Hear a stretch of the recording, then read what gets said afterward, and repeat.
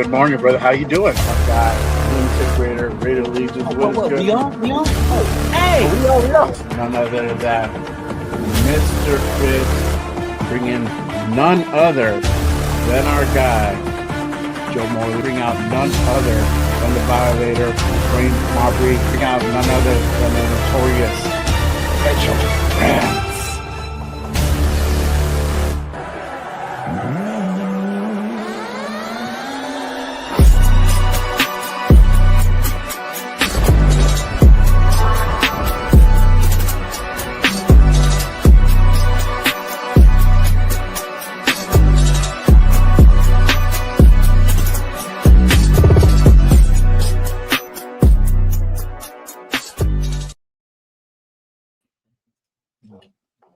Yo, What's going on, man?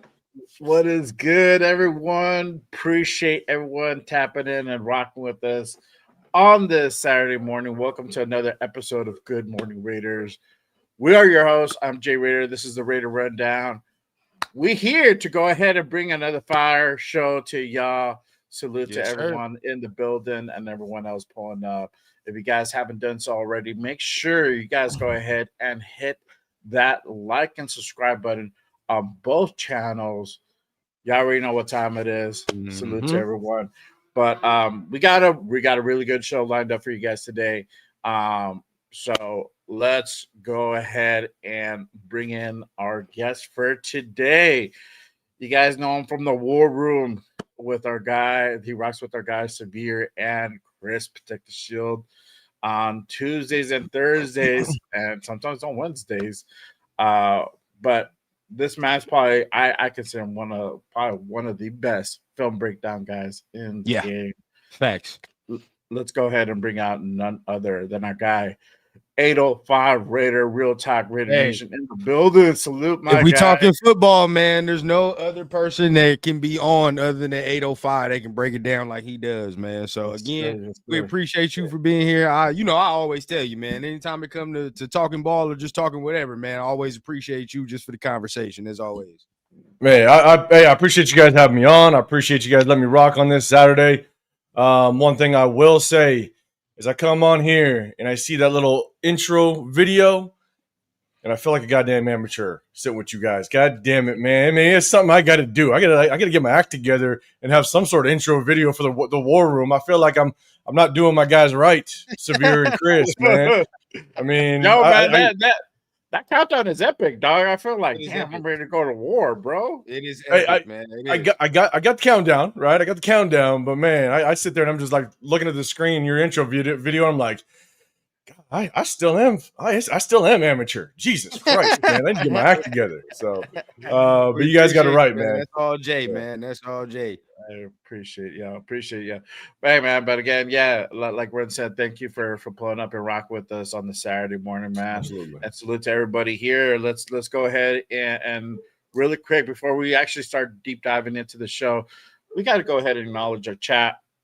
Obviously, chat lives do matter. Real quick, shout out to Big Dog in the building. Salute my guy. Appreciate you pulling up. Silver and Fax in the building. He's already peach and bet chip a cool meal that he can't get 300 yards passing on 100 yards rushing from this offense. That might light a fire under his ass. Maybe. Shout out to Silver and Fax. Shout out to Raider Ryan in the building. Salute my guy.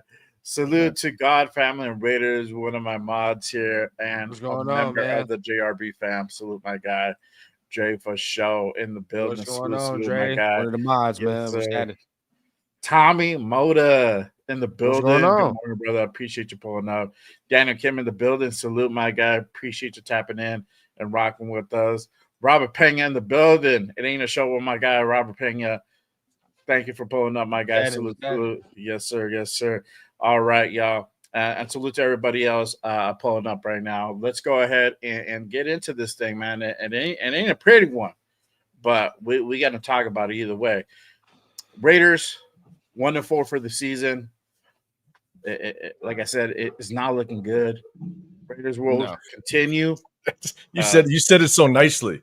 You said it so nicely. Come on now. It's not looking good. It's not looking good, man. God damn it. It's I'm terrible. not trying. I think I've gone so hard at him all week. It's just like, all right, cool. We're getting ready towards game day. I'm all right. I'm gonna dial it back just a smidge. Sure. But the Raider Royals continue, man, and it really capped off the week with the Raiders really releasing Jermaine Pratt earlier this week. It honestly, I was like, wow, really? Like, what the fuck else could happen? And then, sure enough, they didn't disappoint with Jermaine releasing literally the best linebacker in the room, Jermaine Pratt. He is no longer Raider, but gentlemen, let me ask you guys real quick. I mean, what do you guys think of everything so far, and especially with the whole Jermaine Pratt release? And then you got some other shit coming out during the week as well. Obviously, the rumor mills out there, issues brewing with the coaches, with the coaching staff. Some very, very head scratching decisions, and we're finding out the reasoning behind those decisions that were made. But I'm gonna start off with 805. What do you think about everything that's boiled down to this point, especially with the release of Jermaine Pratt? Man, I guess if you have other topics, you might wrap those up now, because it's just like the amount of issues that we've seen ever since that Christian Wilkins situation, right? Real quick, Tommy Moda, man, hey, I got it. We'll crack open an 805 here very soon, brother. Let me get this coffee in, and we might have the first beer with the Good Morning Raider show. Fire. But what's wild is that, we were, prior to that Christian Wilkins stuff, we were leading up to that going, man, like, it feels like we have some grown-ups in the room, right? It seemed real quiet during the offseason. Things look like it was just not. You can agree or disagree just how the free agents went, but at the end of the day, everything looked like they were trying to set a little plan in place, And again, you agreed with it or not, it didn't matter. It looked like there were some adults in the room, not a whole lot of drama going on. They were just kind of moving in the direction they wanted to go, right? And then the Christian Wilkins stuff drops, and you're sitting there going, okay, shit, what really went down? Like, he kissed somebody on the forehead. All right, cool. Like, maybe he did just, it went raw and it didn't go down right, and they had to exit him from the building. Okay, got it. But then you have the Jacoby Myers stuff. Then they bring in Amari Cooper less than 24 hours or 40 hours later, and you're just like, what is that, a slap in the face to Jacoby? Like, we don't need you. Then the offensive line shuffle, and then it's like so much crap has gone on from that Christian Wilkins to where now you lead it to Jermaine Pratt, and you're sitting there going, did Jermaine Pratt see the writing on the wall? Did Jermaine Pratt just he's in this locker room? I dropped a video on it, and I'm sitting there going, but at the same time, you have a player in that position group that is a Pete Carroll guy. Is Jamal Adams getting a little more playing time than maybe he should? I don't know. I don't know if there's just drama within that, but if that's it, look, Jermaine Pratt, you got to compete. You know what I'm saying? Like, you got to battle your way in that position group. And so if Jamal Adams is going to take your position, then, hey, step your ass up. But at the same time, we're seeing favoritism in this locker room. We're seeing favoritism from this coaching staff. So ultimately, at the end of the day, with everything that's gone on, if Pete Carroll doesn't work out, a lot of us can look back to a lot of this drama that's happened to go, damn, you screwed this thing up. You screwed this thing up in so many ways outside of the record. Yep. And, we could literally, I mean, the favoritism goes deep as Brendan Carroll. You're bringing your son to be the offensive line coach that does not have the resume to be an offensive line coach in the National Football League. I'm sorry. And so you put all this into play. If Pete Carroll don't turn this thing around and it don't work and he don't set us on the right track, there are so many things we can point to be like, you weren't the guy and you screwed this thing up, and here we go in that head coaching carousel all over again. So 100%. It's tough. It's tough to really digest what's going on right now. If you have issues, winning can cure all, and we ain't winning, so it magnifies and highlights the issues. And this is where we stand. That's just, 805 put it beautifully. You know what I mean? Yeah. And honestly, I have presented the question, like, what is the difference from last year to this year? And there was so much animosity, there was so much hate, there was so much anger last year, especially towards AP. But I question How is this different? In my estimation, this is worse. This is worse than last year because this coach is supposed to be more experienced. He not only is more experienced, he actually has a quarterback he brought and he told us he believes in, which is nothing AP had last year. He had to work with what he had, and it is what it is. I still have not yet had a viable answer to that question yet. I just get, AP's a clown and so is P the clown. That's not an answer to the question, bro. How is it different? That's what I want to know.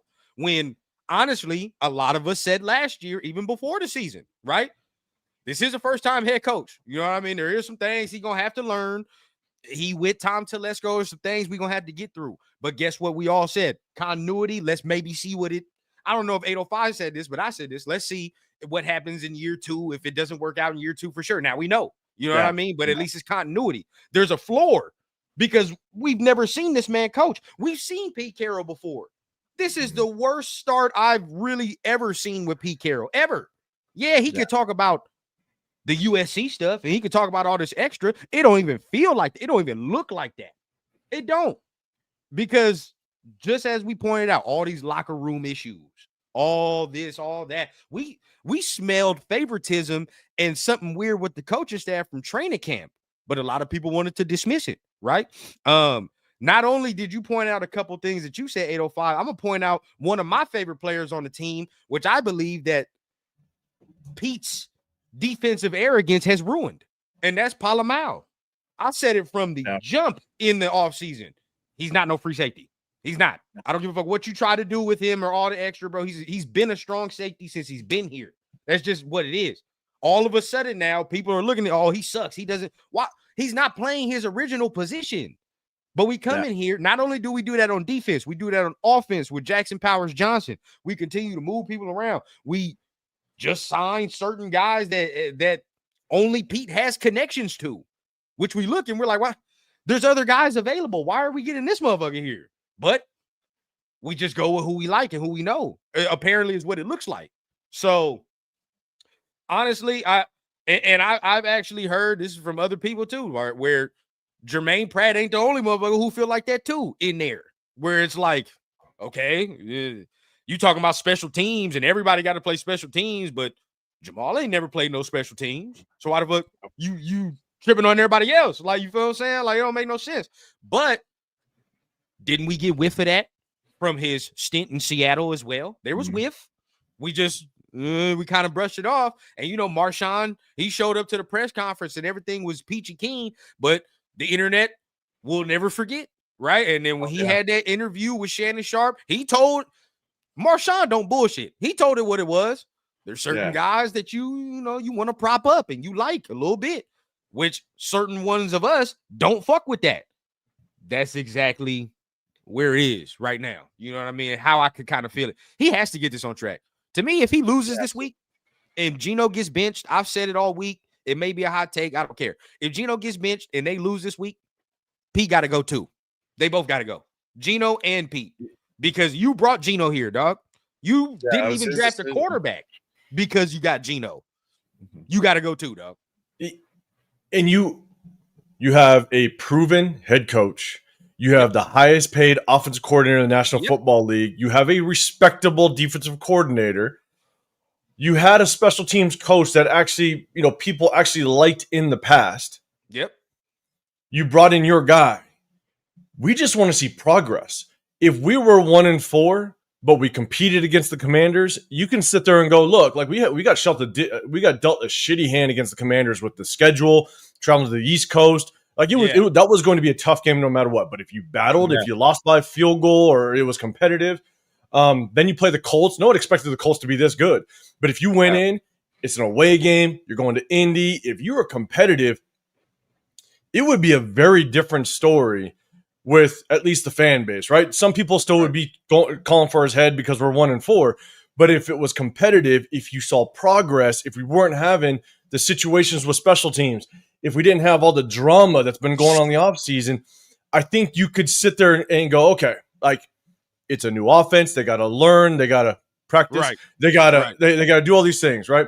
And you could at least go, okay, Let's sit back and trust the process because of what Pete Carroll has done in the past and the things that he's been able to do. Exactly. Right. But we're getting embarrassed. We're getting embarrassed against Commanders. We're getting embarrassed against the Colts. There are things that you see on film that the offense just does not look right. The switching up of Genty's stance, run down, being a running back, it's like, who truly made that decision to go back to his stance? Did Genty say, fuck you, I'm going back to my stance? As like, he should have. Yeah, you know, I was definitely him. Yeah. You know what I'm saying? Like, I think 805, we talked about this maybe when it first happened. I believe maybe we did. we did. We talk all the time. So, but it's like, at first, I didn't like it, and there was a whole bunch of people like, well, Chip Kelly's the coach, Pete's the coach. If that happens, bro, who takes somebody top 10 overall and changes some shit? Why the fuck did they get picked top 10 then? It makes no sense, especially a running back. And I said it immediately. That's why I love the internet. It never lied. As soon as he changed his stance, bro, I saw it in training camp. He don't look comfortable. He didn't. He looked fidgety. You know what I mean? Because that's not his natural stance. Now, I hope he did. I hope that's what Genty said. Like, fuck y'all, bro. I'm about to go back and do what I do. And that's what's funny though? We saw the difference. Yep, 100%. You know what's funny is when the whole switch up of the stance happened, I went on my show with Severe and Chris, and we were just trying to figure out, okay, why do you switch up the stance? And my first thought was, because going back to just my coaching days and playing and stuff like that, it's like I look for tendencies. Yep. And the thing is with that stance is that blitzers are going to come quick, right? You got to be able to get to the line of scrimmage. If you see someone flashing, a linebacker getting up into the gap, you got to get to the line of scrimmage quick. In that stance, you can't do it. In that stance, you don't have that ability to get out your stance, get the line of scrimmage quickly. So over time, will they start to see a lean with him? Will they start to see him leaning a little bit because he knows he has to get to the line of scrimmage? So that could be a tell. So in my opinion, I thought maybe they're switching it up because of past situations to make sure that he doesn't have a tell if they're going to pass. But then they don't use him on third down. So that was out the goddamn that was out the building. Like, I'm sitting there going, wait a second, okay. So then you're not even going to use him on third down in passing situations. So that theory was wrong. Or I mean, not that it was wrong. It was just that you don't like. Then what's the excuse? Then why do you change his stance if you're not going to even use him in situations to where he might have to get out that stance extremely fast, quick, get to the line of scrimmage, and you don't want that tell or that lean prior to the snap. And so, and that's just another that's another issue with this coaching staff is inside the red zone. I believe we've ran the ball like less than 25% of the time. You pick a guy number 6 overall, and you're not going to even lean on him in the red zone. Like, I know a lot of people were talking about. We got to run the ball more last game against the Colts. It's like, look, I get it, you have to, but when you get down so quickly in that goddamn game, and you're down 20-3, the scoreboard dictates the play call. The clock dictates the play call. So you're going to have to get away from the run. You got to utilize the air more. And so that's why they got away with it or got away from it. But I mean, that's on them. That's on them. Special teams, everything. It's like, yes, that's coaching, bro. It's like, and I was saying this 805. I was saying this too. It's like, we're not even some of these teams that can withstand that anyway, right? There are certain teams in the league, right, where they're good enough where it's like, okay, we're down by 10 points early, but if we just play our game, we'll get back into the game. Yeah. You know what I mean? Yeah. We can run the ball. We'll do this. We'll get back. The defense is good enough. We'll be straight. We're not that good. That's what people like. I don't think some people understand that. If we have those turnovers early, these special teams blunders early, we're not a good enough team to overcome those things. We need to be in the game from the jump. It needs to be a good game from the jump, right? No turnovers. We need to play clean, things of that nature. Defense needs to have rest. We need to play real complementary football for us to win games. Yeah. Right now, we're not good enough on either side of the ball to be like, all right, dog, we got y'all. Don't worry. All three phases. Like, all 3 phases we ain't good. Nothing. So that's why playing mistake-free is so important. But as soon as a mistake happens, it's been like this, like ever since last year too. But ever since a mistake happens, we fall apart because we don't have the pieces to really pick it up. You know what I mean? And figure out where we need to patch the holes at. So that's kind of the problem. And for me, that's really where the issue is. Because guess what? We had that problem with the first-year head coach last year. This motherfucker's experienced. So why does it look like the team just falls apart? Right? Like it just crumbles to pieces once something happens. It just makes no sense. After that, like a turnover or something like that, it looks like all preparation goes out the window. It looks like we only made second half adjustments in the first week. After that, that was it. It's like, hey, we'll see what happens. But I know a lot of people are blaming Chip Kelly. That's one. But I'm gonna take it a step further, even with y'all J805. Something in these press conferences ain't been sounding and smelling right to me. No coach has any synergy between them. It seemed like everybody kind of covering their own ass and trying to point at everybody else. That's what it seemed like to me, especially Pete and Chip, right? Because it don't seem like Pete and Chip on the same page at all. I don't know what it is. Yeah. Can I add to that for just a second? Because if you look at the game film of last week, and there's not a lot of things that you can look at the game film and go, oh, hey, shit, like that looks good. That looks good. Like there's so much miscommunication on the offensive line. There's miscommunication with especially in our run game with our tight ends. The amount of times that I've pointed out where Ian Thomas looks lost and he's supposed to be slicing on potentially like on a inside zone, and he's literally looking at Gino and going, his head's going back and forth going, what I'm going to do, what I'm supposed to do, ball snapped, and he slices like a split zone across the line of scrimmage, and he looks like he's pass blocking 3 yards in the backfield and running into Genty. Like it's just last week when on the 4th and 1, we completed it, but then Gino drops back and runs into Genty. I mean, it's like, I think it was against the Chargers where I think Genty went the wrong way on a run play, and Gino tried to take it. It's like there's so many examples of miscommunication on this offense. But then you have that last week where Gino missed damn near 6 to 7 wide open receivers. Yep. And the thing is that out of those 6 to 7, you could say at least 4 were purely designed to go to that receiver, and Gino just didn't pull it. He didn't look at it. That's what I've been saying. Yeah, that's what. So that's why it's like, how much can we there's blame a lot of design Chip? plays. Well, and then, but then I'll add on this, and you're right, Randall. Like, how much can we blame him? Because you look like the receivers are there. They're open. They're designed open. But then, if you think about them going back into the coaching room and coaches having discussions and Chip sitting there going, I'm scheming my guys open. My receivers are open. I got our second round Jack Besh going wide open up the seam. I got this. But then do you have Pete Carroll going, no, Gino, man, he's got it. He's our guy. He's got it. And Chip's going, does he? Does he? You know what I'm saying? Like, and so this is where, like, could the animosity just start to build within this coaching staff, because Gino is clearly a Chip Kelly, is a Pete Carroll guy. Yep. Where, who knows? Was Chip all in on Gino? I have no clue. I doubt it. But we all know sure as shit Gino ain't holding his weight in this quarterback room. So when does that boil over? When does that start to truly cause animosity within this coaching staff?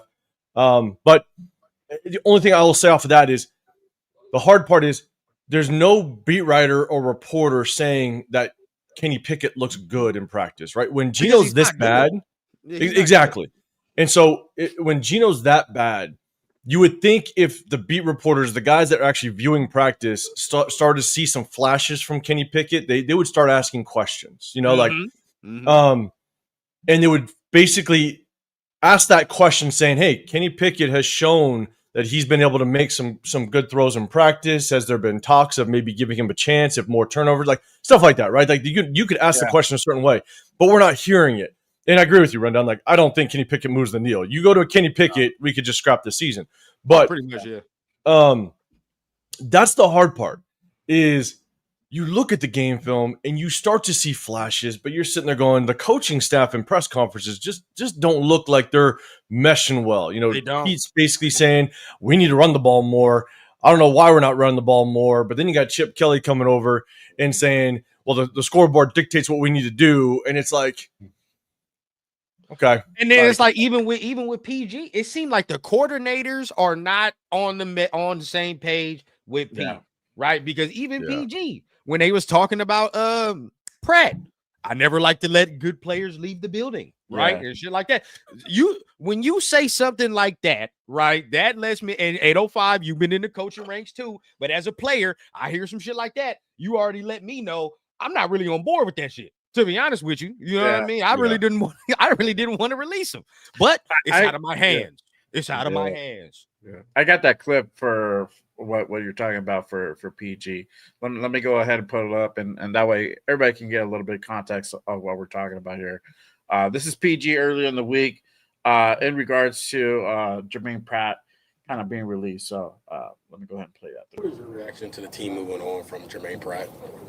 Just, again, there's, Coach already talked about that. So, love having good players around. And, it is what it is when we make decisions. I'm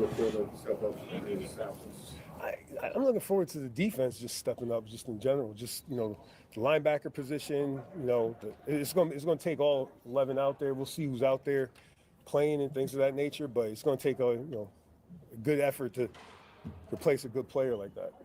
The defense has caused some tip balls and some batted balls, like you mentioned with Snowden, but they're not coming up with the turnover. Is that just it's coming, it's going to come in bunches, or how do you generate more of those turnovers? Here's what I would tell you.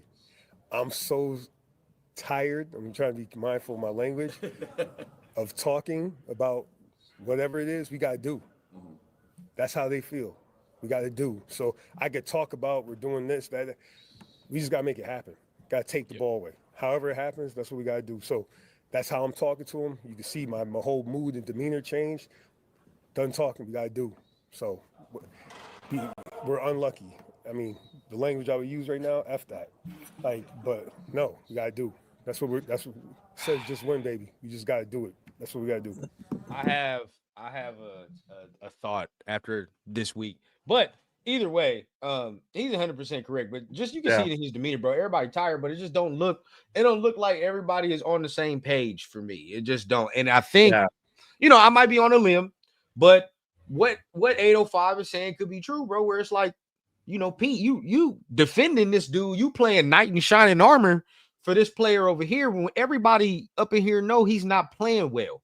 But when we go into press conferences and when we read articles, you go as far as to even blame receivers that they're not, running routes correctly or doing this. And this is why Geno was throwing balls. And it is, don't even get me started on Geno, dog. He says some shit in this presser, bro, where if he plays bad this week, dog, I will unleash hell fury on this man. If he play bad this week, because he said some shit in his presser I wasn't feeling. I wasn't feeling none of it. But either way it goes, bro, with PG, hey, I'm all right with him being interim if they lose this week. I'll tell you that right now. Oh, yeah. I 100% agree with you on Geno's presser. When I heard Geno's presser, I didn't like it. I felt like I was talking to my old one that used to be a teenager. Just giving me all the goddamn excuses in the world why you did something wrong. You know what I'm saying? This is like, it's like he was getting defensive right out the box, and he was lying. He was basically saying, "Oh, all my picks are getting popped up in the air. Can't do nothing." But I'm like, no, bro. Like two, maybe only two of them. And it's just like, stop it. Yeah, like no, they're baiting your ass into interceptions. I'm sorry, this is on you. But to go back to Patrick Graham's presser, the hard part, man, is you see the stamp that Pete Carroll has on this defense, the cover 3 Pete Carroll defense. You see, this is what Pete Carroll wanted to do. This is what he did in Seattle. He's brought in his prototype corners, right? Yeah. The 6'2" plus corners. Like, he brought in those guys. You see the stamp that Pete Carroll has on this defense. And I wonder if, again, it kind of goes back to the coaching room. I wonder if the thing Patrick Graham has shown in all of his years of coaching, going back to him at New York, that he can dial up different defenses. Last year, we saw a 5-2 defense out of him that I didn't see in the past, right? Mm-hmm. And so he can dial up different things. He can get creative with it. But it feels like he's kind of stuck in this cover 3. And you see it 80% of the time that you're kind of stuck in this cover 3. And I don't know, at some point, you got to let a coordinator be the coordinator. You got to let him dial things up the way that he feels it should be, not always just being dictated from the top. And the thing is that defenses has changed. Offenses have changed since Pete Carroll kind of has been here a little bit, right? I know it's only been a few years since his stint in Seattle, but offenses have evolved because of the change of the basically 2 high safety sets within the defense, right? A lot of defenses now run those 2 high safeties. And so that's why you saw the evolution of the Kansas City offense. Kansas City went from that high flying, we're gonna beat you on top offense to where now all of a sudden they kind of hit you with those quick hitters. They hit you with the RPOs. They hit you with those short, quick hitting routes because they changed things up because of the way defenses have evolved. So the cover 3, you don't see it that much. You see it in certain situations, 3rd and long type of situations. You see it more strategically used as opposed to a base defense. And I think this is where Patrick Graham there might be some frustration there as well. And so, it goes back to the point, Jay, you bring it up and run down. You kind of said it's like, when does this animosity start to clash in this coaching staff room? Because 1-4 and all the drama that we've seen so far kind of tells it all, to be honest. 100%. Yep. That's where I'm at, man. It's like, I'm just echoing it, bro. It sounded crazy when I said it on Monday, and I will continue to say it. If they lose this week, right? They lose. Really, I'm trying to figure it out, right? Because how do I want to say this? Is this a must-win for y'all? Before I even say what I need to say, is this a must-win game? 100%. 100% for us to salvage any bit of a building, anything in the season, we have to win tomorrow. If not, it's a wrap. Okay. That's my opinion on that. Now, if we come out here tomorrow and do these post games, and the Titans have scored close to 30 points, and get this right, the Titans have never even been close to that shit in the season at all. Last week was the first time they got over 20. It was the first time. So if they come out here and they are scoring point after point after point, and the offense looks inept still, and they're throwing turnover after turnover, right? And this is at home, nonetheless. I want Mark on the first plane, wherever he's at from the Aces Championship. Throw that projector on. It's time. I don't give a fuck. If they get blown out tomorrow, bro, there's no way. Don't bring out the projector. There's no way you can justify losing at home and the Titans looking that good, right? Like that's where I'm like, there's no way. So you lose at home. You lose at home, and you got a Kansas City Chiefs team that gets Rashid Rice back this week. So he has 2 weeks to kind of get back into playing shape, get dialed up. A pissed off Kansas City Chiefs team that has our number. We'd like to wake them up a little bit. Oh, yeah. They're going to be motivated for that one. It's in Arrowhead. Oh, yeah. And then we go into a bye, and we still got to play the Jags that are actually on fire right now. So it's like, it's just like this is a must win because the next 2 games are going to be tough as all hell. So like if you don't pull this one in, let them scoot away, man. Come on, 805. You know what time it is, bro. I know, but if you don't pull this one off, I don't see a potential win until someone wants to bench all their players because they're making playoffs. I have no clue. Like it's just, I don't see where the win comes from with the remaining part of our schedule. If we can't beat a Titans that shouldn't even won last week, that's the thing. They shouldn't even be 1-4. They should be 0-5. Yeah. And if you lose against the Titans at home, and look, shout out to everybody. I'll be at J-Lot. I'm gonna be rocking. If you guys are out there, I'll be going to it. I'm not going to the game, but I'll be at J-Lot, be walking around, having a good time. But if we lose this game, shout out DJ in the building, man. What's going on? And Mr. Akon, I like it. Must win, baby. Look, check this out. I'm with y'all because I do feel like you have to win this game. You're too experienced. Your quarterback is too veteran, right? Your quarterback is too veteran. You got too many veteran players on here to lose these type of games. But I'm prepared. And I'm prepared for this, dog. Mark, you know what you need to do, dog. I don't give a fuck. Yeah. I know there's been a lot of conversation of like, we can't just keep firing coaches. Yes, we can. If it's this bad, yes, you can. At the end of the day, bro, it's all about if it works, it works, right? Nobody gives a fuck how you do it, right? Say, what if Mark gets the next coach right? Nobody cares what happened these last 2 years. Nobody cares. It's about getting it right. And if it's not right and it don't smell right, you got to get rid of it.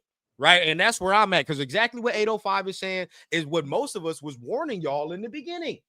This is the easier part of the schedule. We fucking up in the easier parts. Yeah. Right. Just It's imagine. not getting easier. I'm going to tell y'all right now, if none of y'all watched that Jaguars game, yeah, the Chiefs only scored, what they score, like 14, 20-something points. Right. And everybody been saying, oh, the offense don't look good. Them couple drives that the Chiefs had on last Monday, they're going to do that up and down the field on our ass next week. I guarantee you, they are going to whoop our ass. I can see that immediately. They get Rashee Rice back. It's over. Now let me ask you this. Let me ask you this because Renat's saying if we let go of Pete, we should let go of Pete if we don't win this game. So if you let go of Pete, do you let go of Spytek? Do you think they're married to the hip? No. Yeah. No. You let the rest of these coaches kind of play it out. But if Bo Hardigree, the new offensive coordinator for the Titans, comes up and dials something up, and Chip can't do a goddamn thing, bro, like, this is why this game is so bad. Because if Bo Hardigree puts up like 20 plus, it's over. And we put up like 12 or 13, like, could you imagine what this fan base does? Like, I told Leo, man, I'm not going to the game. You go into the game. If we lose to the Titans, I'm blowing it up. You better get out that stadium quick. Bro, yeah. Like, the storylines with this game, if we lose, it's and I hate to be on that week 6, right? Like, we are talking like this on week 6. This is how bad, just and dysfunctional this coaching staff and team is at this point. I mean, like, if Bo Hardigree dials up more points than Chip Kelly, I just can't. There's no excuses at that point. There's no excuses. Why don't we just let PG? Whatsoever. Would you let PG be interim if it came down to it? Who are you choosing as interim head coach? God damn. Here's the hard part is, like, I hate that receivers were open last week because you sit there and go, damn, like, okay, it looks like the offense, at least in the passing game, it was there. Just Gino wasn't pulling it. Yeah. But there's still confusion in the run game. There's still confusion with the offensive line, the pass blocking scheme, and their assignments. I almost feel if you want to have any chance at bringing back some of your better players, because we have 26 players either on the last year of their contract or on a 1-year contract. We have over half of this roster playing on the last year of their contract. Yeah. If you want any chance at bringing back some decent names, Max Crosby not forcing his way to a trade at the end of the offseason, Adam Butler, he's on a 3-year.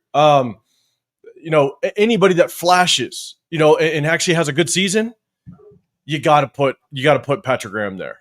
You got it just as an interim, because to save any face as to what Mark Davis did, you got to put Patrick Graham there. But at this rate, man, I swear, I'm just like, if we lose the Titans and we go like 2 top 3 pick in 15, top 3 pick, it's like you might as well. And let's do this.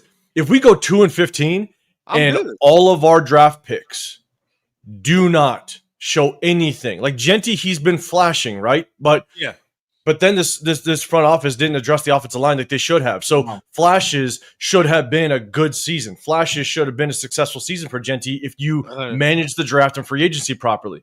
But if Jack Best doesn't do anything, if Darian Porter doesn't do anything, if our two offensive linemen that you picked at the end of the 3rd round can't even get on the show up, don't even get on the field. They showed up in the field goal block.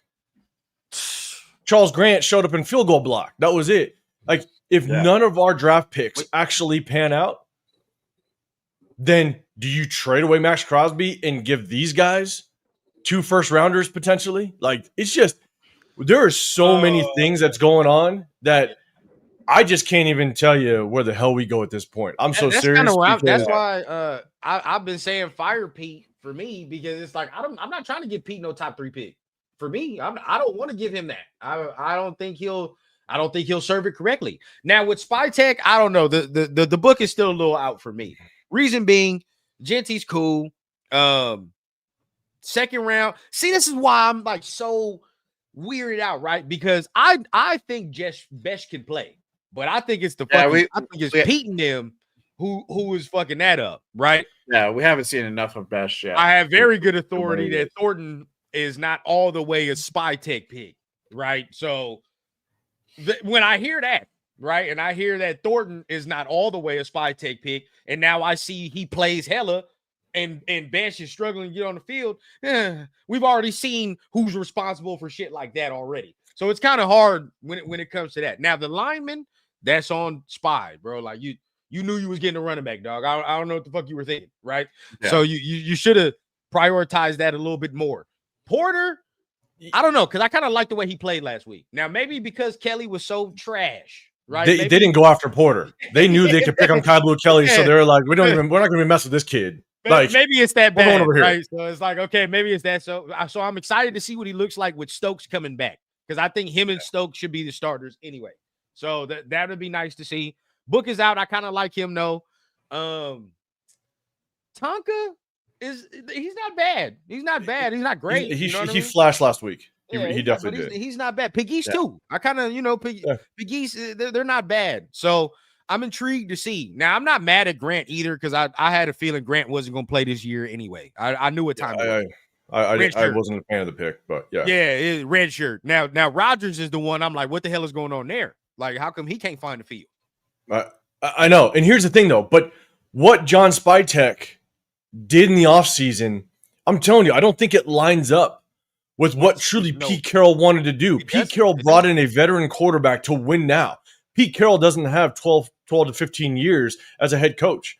Like, he maybe has 2 at best. Yeah. I mean, just the way that this is going, he's got maybe 2 at best. So I think Pete Carroll truly wanted to win now. He came in out in a presser and said, we win in 10 games. I'm used to winning 10 games.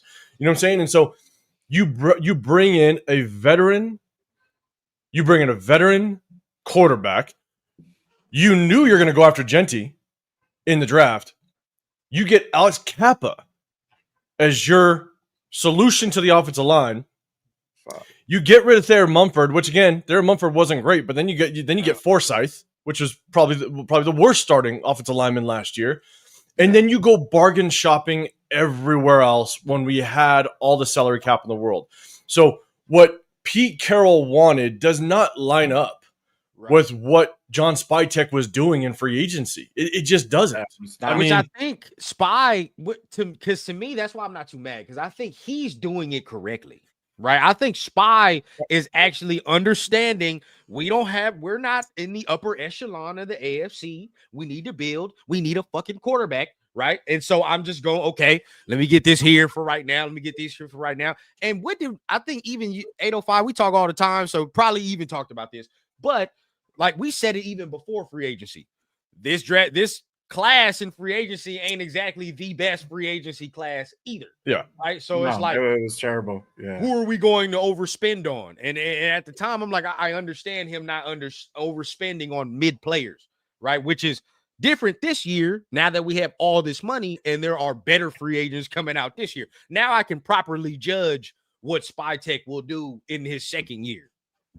And so, to your point, you can say it just like this. Pete Carroll gave us all the sound bites, like he wants to win now, but Spytek shows us we're in a rebuild. All of Spytek's moves shows us we're in a rebuild. We're in a rebuild. But Pete Carroll was giving us the sound bites, like he wants to win 10 games. And again, like over 10 games. But again, like, yeah, he should want to win 10 games because he's old as dirt. Like, I swear to God, like, I don't even know if he's going to be around by the end of next year. Like, that was my biggest knock on bringing him in is, and I forget who else. Maybe I said this on my live last night. Was look, like, you don't know when age hits you, and the people around you. No. When age hits you, they start to speculate. So we might go a full year of Pete Carroll if he's with us next year. we might go a full year of people surrounding that organization being like, oh shit, are we seeing the signs? And you're gonna waste an entire year of seeing the signs of old age, and then we're done. That's why, to go back and talking like this, I'm only halfway through my coffee. I might be graduating to what I got down here. God damn it. I might break out the goddamn beer in a second. But like, my thing is that if we trade Max Crosby at some point during the season, by the trade deadline, or even at the end of this season, it's gonna hurt my heart. What hurt my heart. are you gonna give 100%, right? But are you gonna give Pete Carroll, a guy that doesn't even care who we get as a quarterback, but he ain't gonna be around to even coach the kid up or even to reap the rewards of that at all? I mean, why are we gonna give this guy 2 first rounders when he's not going to even be here? Like, I'm not trying to give him nothing for real. I don't want him, because this is the thing. And I've even brought this up. He's never even drafted no quarterback that I can look at and say, well, like Russell Wilson is the only one, right? But that's 3rd round, right? That's 3rd round, and he picked him, and he surprised him in training camp. Cool. I have given me one instance where Pete Carroll has went through the draft, went through the process, evaluated the talent, and said, okay, that's the guy I want in the 1st round at quarterback. He's never done that shit. Never. Right. No. So it's like, I don't want him a part of that. Now, the only way that you can sell it to me is if we have that top 3 pick where it's very hard to fuck it up. Right. And then you can be like, all right, bro, like, this is auto Madden draft where you can just pick this dude and we know he's the best quarterback if that's the case. But next thing, all this animosity we're seeing, bro, it just don't smell good for me. Right. And as much as it sucks to say, we're probably going to have to let the coaching staff that is here now, everybody going to have to go. And we're going to have to let Spy pick the new coach, preferably an offensive guy, right? Maybe a Joe Brady, something like that. And you allow him to select his quarterback with his people. That's what everybody else does. But at this point, we'll see how it goes. Yeah. If we lose against the Titans, flip this bitch around. I'm sorry. Like, just flip it upside down. It's time. And I'm with it. Yeah, for sure. I mean, even as much as I don't want to get rid of Max, it will hurt my fucking heart. And maybe we can Myles Garrett him, if so. But because if we have a top 3 pick, I mean, do we really need to get rid of him? I mean, at that point, it's like we're already up there. Who cares? But if Pete fucks around and he wins some games out of spite, right, now we're top 8. Now we do got to probably do that. But here's the thing: if we get a top 3 pick, and we are in true rebuild mode, you're drafting a quarterback for the future. Max is only on a 3-year contract. Oh yeah, is he going to stick around for a complete rebuild? He ain't gonna get. You know what I'm saying? It's like, should we even hang on to him, knowing that he's not going to? He may not even reap the rewards of a complete rebuild. And so, I would, I know we always talk about nobody's above the shield and all this stuff. Well, the shield looks like shit, and it's looked like shit for a long ass time. 100%. And so, like, I understand as a player, Max bleeds silver and black. He does. He wants to be here, but he wants to be here if this organization does the right thing. You know what I'm saying? It's like Max wasn't born a Raider fan.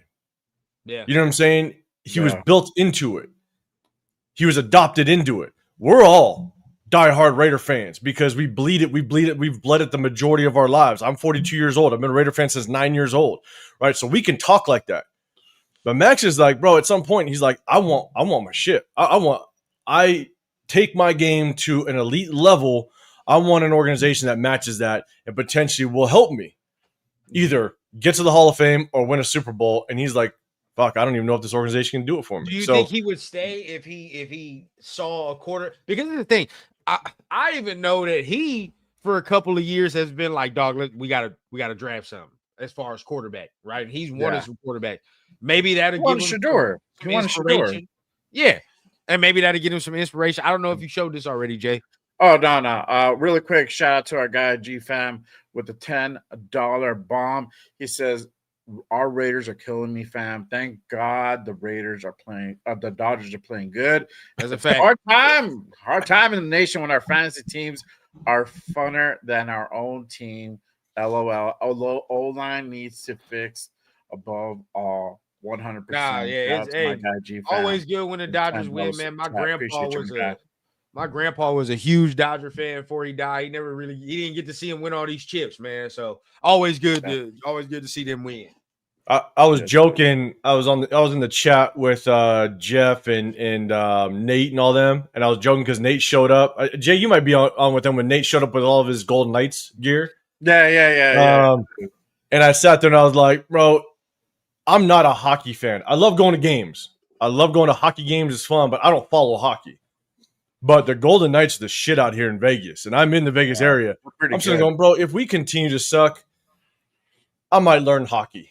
I'll be honest. Like it's just like I'm serious. I mean, everybody out here are Golden Knights fans. When I moved here in 2020, all my neighbors, they'll be like, I'm moving all my Raider stuff in through the garage, and they're like, hey, nice to meet you. You new to the neighborhood, blah blah. I'm like, yeah, and they're like, oh, we see you're a Raider fan. I'm like, yeah, man, I'm a Raider fan. They're like, oh, that's cool. But are you a Golden Knights fan? And I'm like, I'm not really a hockey fan, but I love going to games, right? I'm telling you, like, I'm gonna still rock the Raiders. I'm gonna still watch them. I'm gonna still, do this content stuff, everything. Nothing's gonna stop that. But I might get a little more joy watching maybe the Golden Knights a little bit. Like I'm saying, bro. I'm saying at this point, it's like we got to do shit that gives us joy. At this season, again, like now, I really hope we win tomorrow. I hope we look good. I hope so. I think Genty has a good day tomorrow. I mean, the Titans have a shitty rushing defense, so I think he can have a potentially nice little day. That's why I wore the pin today. He gonna go ahead and do his thing. And I'll give shout out to Stone Forsyth for last week. He actually didn't play that bad. It wasn't as bad as I thought it was gonna be. He actually didn't play that bad. I thought it was gonna be way worse. So he actually played against a pretty cool competition as well. So I'm not gonna be too mad. I think if he can continue to produce like he did last week, we might have another good day. But it's again if our quarterback is throwing multiple interceptions against the fucking Titans, yeah, dog. Wrap it up. It's like, what else are we going to do? He has multiple games with multiple turnovers, and you want to continue to come out here and spew excuses to me. That's why I said, look, I really do hope that Geno plays well tomorrow. I hope that the offense looks good tomorrow. If he does not, oh, my God, dog. The rants and the hell fury that this man will face for me is going to be nasty. Nasty. All of us. It's going to be bad. It's going to be really bad for sure. But let's go ahead and kind of get into tomorrow's game, Week 6 preview versus Titans. I'm going to go ahead and pull up the injury report from yesterday. I just bookmarked it. All right. I see Tommy Moda in here. We're making this happen. We're making this happen this morning. Yes, sir. You already started out. I'm damn, man. All right. I'm gonna pull Tommy Moda. It's actually it's. I don't have any cold 805, so it's a Miller Lite today. I don't know what I grabbed. But once the 805s get cold, I'm gonna crack one open. I'm gonna be right back. I'm being requested to go check on some dad shit outside. Give me 1 second. Anything, brother. But shout out to you, Moda. First drink of the weekend. We have some fun.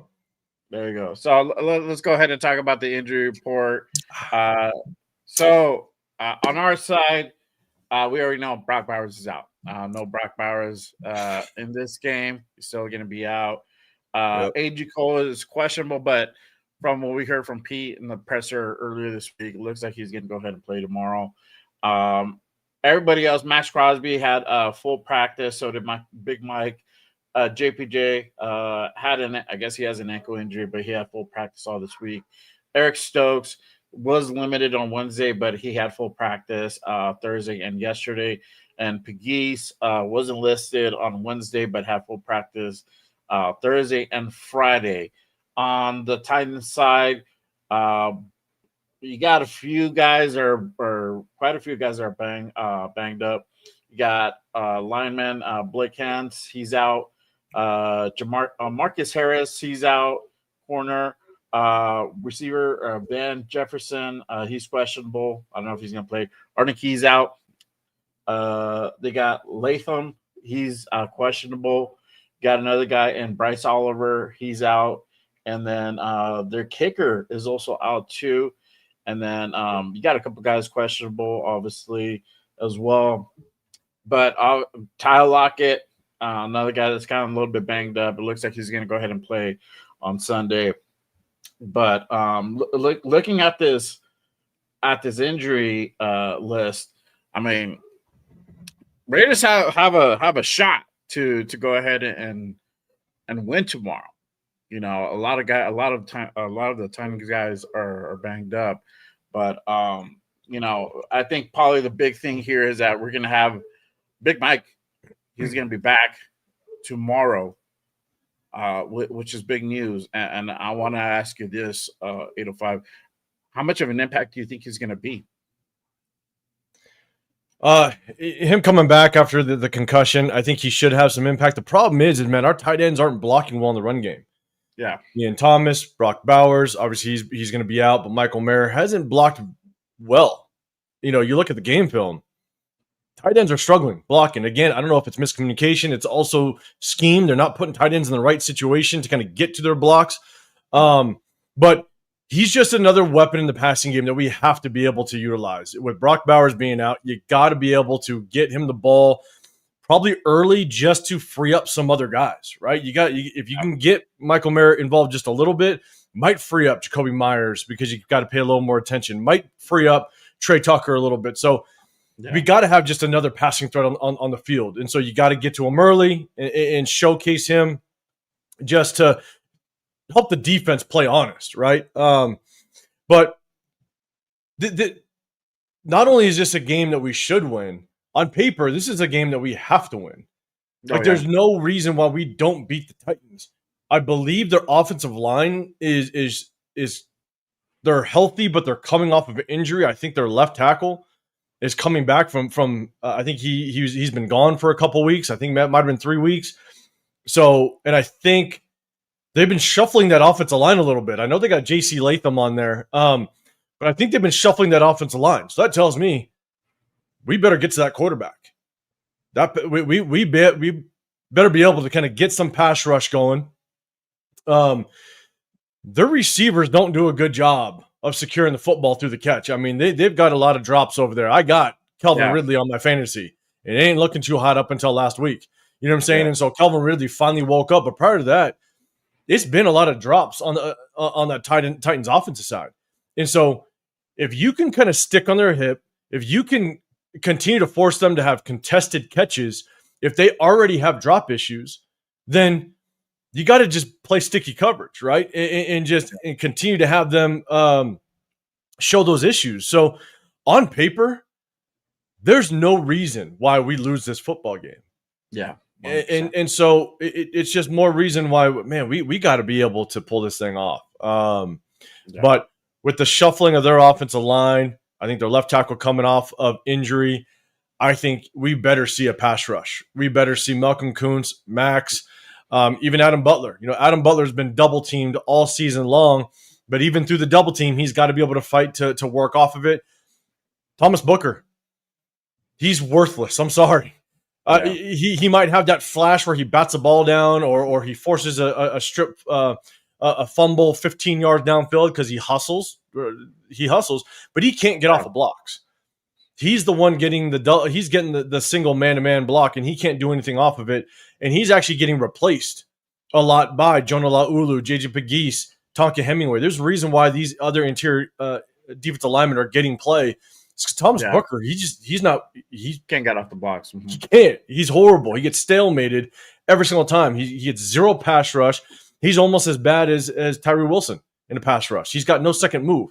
So this is the opportunity where we need to see at minimum a 3-sack game. And I know that if you let Cam Ward out of the pocket and you let him kind of extend the play a little bit, it's not good. But I got to see a 3-sack game at this defense and get after that quarterback because I think that's where they are really susceptible is that offensive line. Yeah. Let me ask you this. I mean, will we finally see production from Kuntz? Because I have not seen anything from him really that sticks out that makes you say, "Hey, this is the guy that we need to go ahead and keep and bring back next year and extend the guy." Right now the way that he's playing looks like he ain't gonna be back next year. It sucks because Kuntz has kind of flashed these last couple of weeks. Not saying that he's doing anything consistent whatsoever, because you're right, he's not consistently doing well. But in a couple games, I mean, they're scheming right at him. They're bringing triple teams at him. They just know that they're going after an undersized edge rusher. Now he's showing flashes of being able to kind of get off a block, set the edge. He's done it back-to-back weeks where he's made solid tackles off the edge against offensive tackles. Larger bodies in front of him, but he's shown some flashes in the pass rush, but we got to see more, right? So I'm with you. Like we got to see more out of Malcolm Kuntz, and because again, I believe their left tackle's coming off an injury. J.C. Latham is out there, and I think they shuffled him around a little bit. This is the game that we got to see Max Crosby go off and Malcolm Kuntz get to that quarterback at least one time. Yeah. Get to that quarterback and have an impact a little bit, because I do think that he's got to have a little bit of a breakout game, because this is a game that we have to win, because on paper, we should. We should, exactly. And this is the game for Malcolm to go ahead and do it. Real quick, shout out to my guy, Space Beast, with the $2 holler. He says, no faith in the team, but I believe in J Run and 805. Shout out to our guy, Space Beast. I see where the conversation at. For me, bro, I'm gonna be real. I'm glad we didn't pay him that extra big contract this season. This is like another reason why I'm like, okay, Spy did pretty well in certain areas. Like a lot of people were clamoring to get this man signed up to long-term, big-term money. And I'm glad we gave him this type of contract, because usually, I mean, now we don't know the factors. Usually players do say, I've always said this, it takes a year to come off those ACL injuries and feel normal, how they're used to feeling. But a lot of us from the preseason said it from the preseason, dog. He don't look like himself. He don't look quick. The bend is not there anymore. The speed off the line is not there. I remember Malcolm Kuntz, and I know Malcolm Kuntz for damn near being the first person out of his stance when the ball is snapped. You know what I mean? And his bend before the injury, that was one of the things I remember too. It's not there right now. Now you can say it's because of the injury. You can say he's starting slow. Whatever the case may be, we have to say facts are facts, though. This is money year, right? This is a money year, and you have one sack. So at the end of the year, the decision makers aren't gonna hear, "Oh, well, I was injured and I was just getting myself back to all that." No, they're just gonna look at the stats. They're gonna look at what he makes or what he's done, and this is what you're worth to us. That's just what they're going to do. So this is another example of, I always say, as fans, we can't just keep putting these players on pedestals and okay, they're this, and we want to will them to that when they're not that, right? Production. What is the production for Kuntz? He has not produced. Damn near. I'm ready to revamp, and that's what I'm saying. Like a rebuild does make sense, because I'm ready to revamp the whole starting defensive line at this point, because we need more. We need more talent in there. In one thing that when we were all doing our mock drafts last offseason, right? The one thing that I always targeted in the mock drafts was an edge rusher starting at about the 4th round, because the thing is, you have Malcolm Kuntz coming off an ACL injury, right? He's coming off an injury. You don't know how he's going to recover off of that. And GFAM had a comment saying that, yes, it takes time without question. You saw how long it took Colton Miller to kind of get up to speed last year coming off of his injury. So it does take time. And I like Malcolm Kuntz, there are flashes there, but we need more consistency. So, but I knew that we needed to bring in somebody in this edge rushing room that's going to be able to push Malcolm Kuntz, that's going to be able to provide that competition, that's also going to be able to possibly be that next man up if Kuntz doesn't work out or he walks at the end of this offseason. You know what I'm saying? And we don't bring him back. Because the thing is, you already have one high-paid edge rusher. This was, obviously, we had Christian Wilkins at the time. another high-paid interior defensive tackle. But the thing is, I'm not gonna drop bank on another edge rusher when you have a Christian Wilkins contract and a Max Crosby contract. This was all in the offseason. So for me, I wanted to get an edge rusher that was going to potentially replace Malcolm Kuntz. And so I would always focus, I think in one of the mock drafts, I got Jared Ivey. I like the kid in the later rounds, I like the kid out of UCLA. Severe knows him. But there was guys that I wanted to target in the draft, knowing that you got to bring in competition. And just in case Malcolm Kuntz just does not get up to 100%, that 2023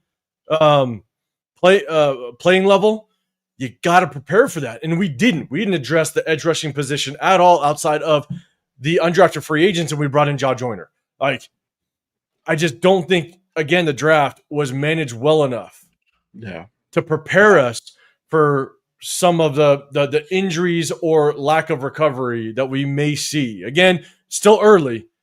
Malcolm Kuntz still has some time to really kind of get this thing going again. But, Severe Femi, Oladejo. It's just tough. Yeah, Oladejo. Yeah. I did. Wanted that dude. Nah, it is tough. It is tough. As you know, production has to outweigh all. And at this point, you know, at them 8 games, he was on the trajectory, but the injury did ruin everything. So it's the unlucky draw, so to speak. But you know, we got to move on. We got to find some guys. There are some guys this year that I take immediately. You know, especially if we got a top 3 pick. That Ruben Bain from Miami looked pretty good to me. If we're not gonna get no quarterback, for sure, I'll take one of those. But it's like we cannot keep putting our eggs into certain baskets that aren't really producing us anything. Right now, again, you look at Kuntz. Like, sure, he has an unlucky draw. What the fuck is Tyree's excuse? He looked like trash, right? And these sacks that he's getting, I've said it already. When Tyree is unblocked, he's Julius Peppers. He's Julius Peppers when he's unblocked, bro. But when he's blocked, he is one of the worst defensive ends in the league. He is. I mean, you know what we call him. You know what we call him in the war room. He's an unblocked Hall of Famer. That's what he is. I'm telling you, bro. He's Julius Peppers when he's unblocked, man. When I saw a Bears play where he's continuing to drive the offensive lineman back, and he looks at Caleb Williams run past him. Like, what are you doing? Like, get off the block, shed the block, but he doesn't. He continues to do the same thing he's been doing for years. I'm done with that. So I'm saying I'm ready for that ink to run dry. The sack that he got last week, I believe it was last week. I showcased it. It was the last play that I showed on our film breakdown. It was the last play. Appreciate you, Dan Kim. It was the last play that we showed on our film breakdown. And I did it on purpose. Tyree actually got his sack. But what happened? It wasn't because he worked his way through. Oh, no, I'm sorry. I take it back. The last play was him actually getting off of a block and making a tackle. So I scratched that. But okay, the last sack that he had, the offensive lineman let him go. He did nothing to get off the block. He did nothing to rip through the block. He didn't showcase a second move. Nothing. The offensive lineman let him go, and he got to the quarterback. And so at the end of the day, it's like we're in year 3 now. We're in year 3, and it's the same old Tyree. So time to move on. The experiment's over in another way. I thought we were going to move on this offseason. For whatever fucking reason, they decided not to, and they like what he had, and I haven't seen anything different. There's zero difference, bro. And I see Mr. Akon, he's saying Tyree out of position too. Like, there is no position on for him on this front line. Like, I'm sorry, he just sucks. When we watched him in the 2023 season, I believe it was against the Giants. I believe when we moved him to the interior, I came out and I posted a video saying, "This is where I think he needs to play." Not saying he's going to be good, but I think this is where he might be able to be serviceable. Is in the interior. And then they keep playing around with him. So again, I'm not saying he's going to be good on the inside, and he's not. Like, there's just no place for him on this front four. I'd much rather see Tonka Hemingway on the interior, because Tonka Hemingway is showing some quickness on the interior defensive line. He's showing flashes, which is good for a rookie. JJ Pegues is showing he's just holding his own. He's not getting driven backwards. So look, start investing in some of these younger kids. So some of these draft picks. I want to see more Tonka Hemingway, JJ Pegues, Tyree. I'll give you 3 reps a game, big dog. That's all you're getting. Because I can't take it no more, bro. You had enough time. Last year showed me everything I needed to know, bro. And I think all of us said it. If you can't produce with Max Crosby not on the field and Christian Wilkins hurt, and you still can't show us no flashes, and you're getting all of this time, then you're just not the guy. What did Tommy say? He's gonna get his 5th-year option picked up. Probably because we might have no depth. Yeah, he says he's not going to get his 5th. Oh, he's not. Okay. Yeah, he's not. Yeah. He says he's not going to. 100%. I'm right with you, Tommy. I was about to say if he does, bro, it's because we have no depth, and we have to. And I hated Tyree's game film when we drafted him. He wasn't even on my radar because we had Chandler Jones at the time. Yep. Yeah. So he wasn't even on my radar. And when we drafted him, I remember I was texting my best friend, and he's a diehard Raider fan. We're going back and forth. I went back and I looked at Tyree's game film because, again, he wasn't even on my radar. I said, holy shit, this guy is an unblocked giant. Like, that's what he is. Like, he played at Texas Tech. The reason why he was a highlight hero. That's what he was. Anthony Richardson is a highlight hero. There's certain guys that people get caught up on highlights that they think that's it. But the thing is that if you go back and look at Tyree Wilson at Texas Tech, when he had his highlights, he only bull rushed his way through smaller offensive linemen, which he played at Texas Tech, small school. He was a man amongst boys. He could muscle people up. But then what they did was, because he could muscle people up, they ran a bunch of RPOs off of him, and he was the read man. And there's a lot of highlights where the quarterback just made the bad read. They made the wrong read, and so all of a sudden he's got a highlight. And so a lot of his highlights were just the offense screwing up and then leaving him unblocked because they couldn't handle him because he was just a man amongst boys. And so when you get caught up in that, I'm looking at the game film going, holy shit, like, this kid is going to struggle in the National Football League if you just watch his college game film, because nothing told me on his game film that he's going to be able to dominate bigger, more athletic offensive linemen in the National Football League. Yeah. And here we stand. So not surprised. Okay, so this just came out about an hour ago. Shout out to Raiders Resistance. Shout out to the guy Press. But Raiders could trade. Wait, what? Raiders Jacoby Myers could be traded. Okay, ahead of trade deadline. Makes sense. All the sense in the world. As you should. 100%. As you should. I said this from the jump on Monday. I want him traded. And it's not because it's anything personal. It's because, one, right, we have no plans to keep him anyway. You could pretty much tell they're not going to keep him. So why are you gonna waste this out? And you might as well get some capital for that. Number two, I don't know about you, 805, because I know you watch it, but I know from my eye, this is what I've seen. It don't look like he give a fuck like that no more. Like, you know what I mean? Like, and I'm not gonna say like, oh, he don't care about his teammates or like that. Not like that. It's more along the lines of saying like, he's tired, bro. You're not paying me. We losing. You know, the blocks don't seem as crisp as they used to last year. Yeah. You know what I mean? He's quiet. Extra. Bro, he's quiet as fuck for 2.5 quarters. You know what I mean? I'm not seeing the wheel no more. You know what I mean? And sometimes it's what the uniform does to you. It's what the shield does, right? You get here and you get worn down. You lose so goddamn much, so much bullshit from the coaching staff, this and that. It's like, you know, I can't just play football. I can't just enjoy myself. But that's what it looked like with Jacoby right now. So I'd rather him go somewhere where he's appreciated, get him his money where he can be. And honestly, let's be honest with what we need. We need a number one receiver. As good as Brock Bowers is, I want a number one receiver. Jacoby is somebody you have when you have an established wide receiver and somebody that you need to compliment off of. But that's not what we have. So if I'm going to pay $23 million, I want that number one. So I'm not mad at it at all. Yeah, 100%. If you move on from Jacoby at this point, like I said before, we have 26 players that are on the last year of their contract or on a 1-year contract.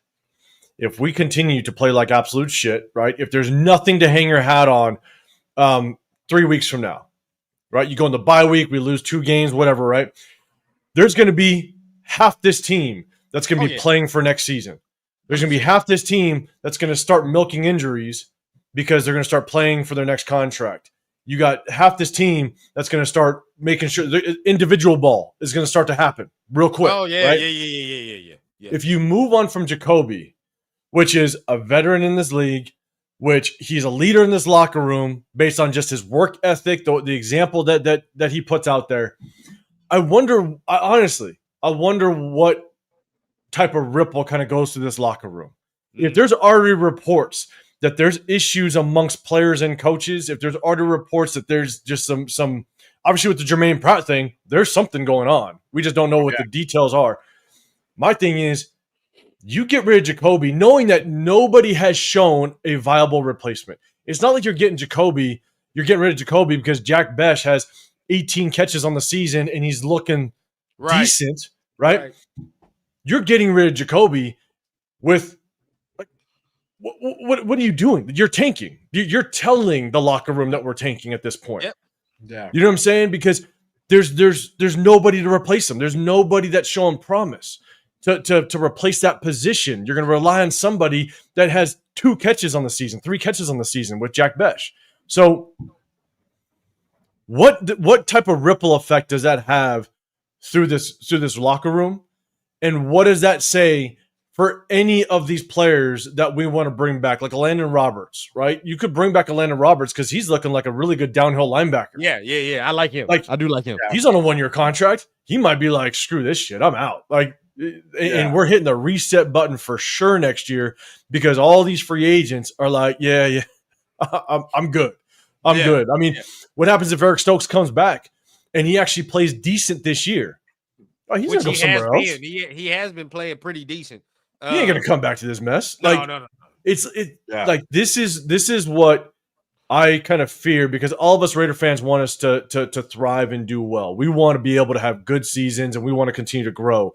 Right. If you move on from Jacoby with no answer, a guy that has proven and shown that he just brings a good work ethic and he's going to be a good locker room guy and can produce on the field. Maybe not as the number 1, but can produce on the field. Yeah. Bro, the ripple effect, I think, is going to be nasty, to be honest. Oh, yeah. It's a part of me is saying that it's time to rip the Band-Aid off, though, because we've been I've said it for so long, bro. We're in the gray, man. We're in the gray, and that's the worst place to be as a football team. We don't know. We're not bad enough to get these top picks that we need, right? And we're not good enough to actually compete. So every year we just stuck in this little ass area and bubble. And that's why we continue to go after these Band-Aid ass quarterbacks because they give us that hope that maybe we can go to the other side. When realistically, we're closer to we need to rebuild side, right? And we have been for a while. We haven't accepted the fact that after we got rid of Derek, that's where we should have been anyway. Where we should have done that this season, this offseason. Right? And after we got rid of Derek, we should have been like, hey, rebuild, bro. Rebuild it all. Let's get some new team and new blood in here. Yeah. I thought that's what we were going to do this offseason, and everything kind of was an indicative of that happening. But once they brought in Gino, it's like, all right, this is what we're going to go with. I'm like, all right, well, let's still draft a quarterback, because Gino's only going to be here for X amount of time. He's not going to be here for a long time. We didn't do that, Maybe 2 more games. Yeah, we're seeing all this come to fruition. We're seeing the byproduct of all these bad decisions or these indecisions. This is what we're getting. And it sucks. I'm going to go ahead and switch to this. I'm going to go ahead and switch to the other side of the football. And I'm going to ask this question. I think it's on everybody's mind right now. When do you pull Gino? When do you pull Gino? Do you pull him in the first quarter if he throws an interception? Do you pull him after 2 picks? Do you pull him if he's no picks, but we just can't get anything going offensively? I mean, what do you guys think? And if so, is it Kenny Pickett time? I'm gonna start with you, 805. What do you think? I think though, if Gino comes out and throws 2 interceptions in the first half, I think you you pull him. Yep. Without question. It's got to be what it looks like, right? You got to basically fill it out. For example, if it's late in the first half and we're actually up and the ball gets tipped up in the air like the one last week, and it's not solely on him. Then it's like whatever, like shit happens, right? But if he's getting baited, if they're jumping it, it happens early. Bro, you need to give us a chance. Like, you need to give this team a reason to continue to take the field. Yep. If Geno continues to if the interceptions are on him at horrible times, early in the game, what have you, you got to give the rest of this team a reason to step back on that football field. And so, that's my thing. It depends on just kind of how the interceptions come. It depends on just how it happens. But if it's early and they're jumping it and they're baiting his ass and it's all on him, bro, it might be that time. And that sucks. That sucks because his career's over. But as a fan base, we want to be able to trust the process at some point. That's what everybody preaches. That's what everybody talks about. Trust the process. And we've had no process to trust for so many goddamn years. And so if you bench Geno and you're going with Kenny Pickett, and Kenny Pickett don't work out, you just wasted a 3rd round and a 5th round. Yeah. That's what pisses me off, is you wasted draft capital that you could use to move around the draft, and it pisses me off. Like, so that's my thing. Again, I think it's situational. If Geno throws a pick, late in the 3rd quarter and it's popped up in the air, but we're up, all right, just let him roll. Let him roll. That's bad luck. But bro, if he's getting baited and it's getting jumped and it's early, and say we're down by 3 or we're down by 6, yeah, you might need to make that switch. Yeah, so. I'm with him. If first interception he throws in the double coverage, if he throws one, right, I'm taking him out. Like, dog, like you've been in the league for 12 years, you're 30-something, dog. Like, what are we doing? You know what I mean? Like, what are we doing here? So it's time for him to go if he does that. And I've said it, a lot too. I think his career's a wrap. That's why they don't really want to bench him like that. If you do that, I mean, bro, you're in your 13th year and you're getting benched for fucking Kenny Pickett because you threw 10 interceptions. Yeah, like there's nowhere else to turn. Nobody else is going to give you a chance.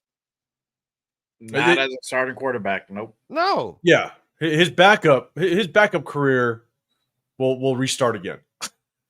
Someone will pick him up as a backup. You know what I'm saying? 100%.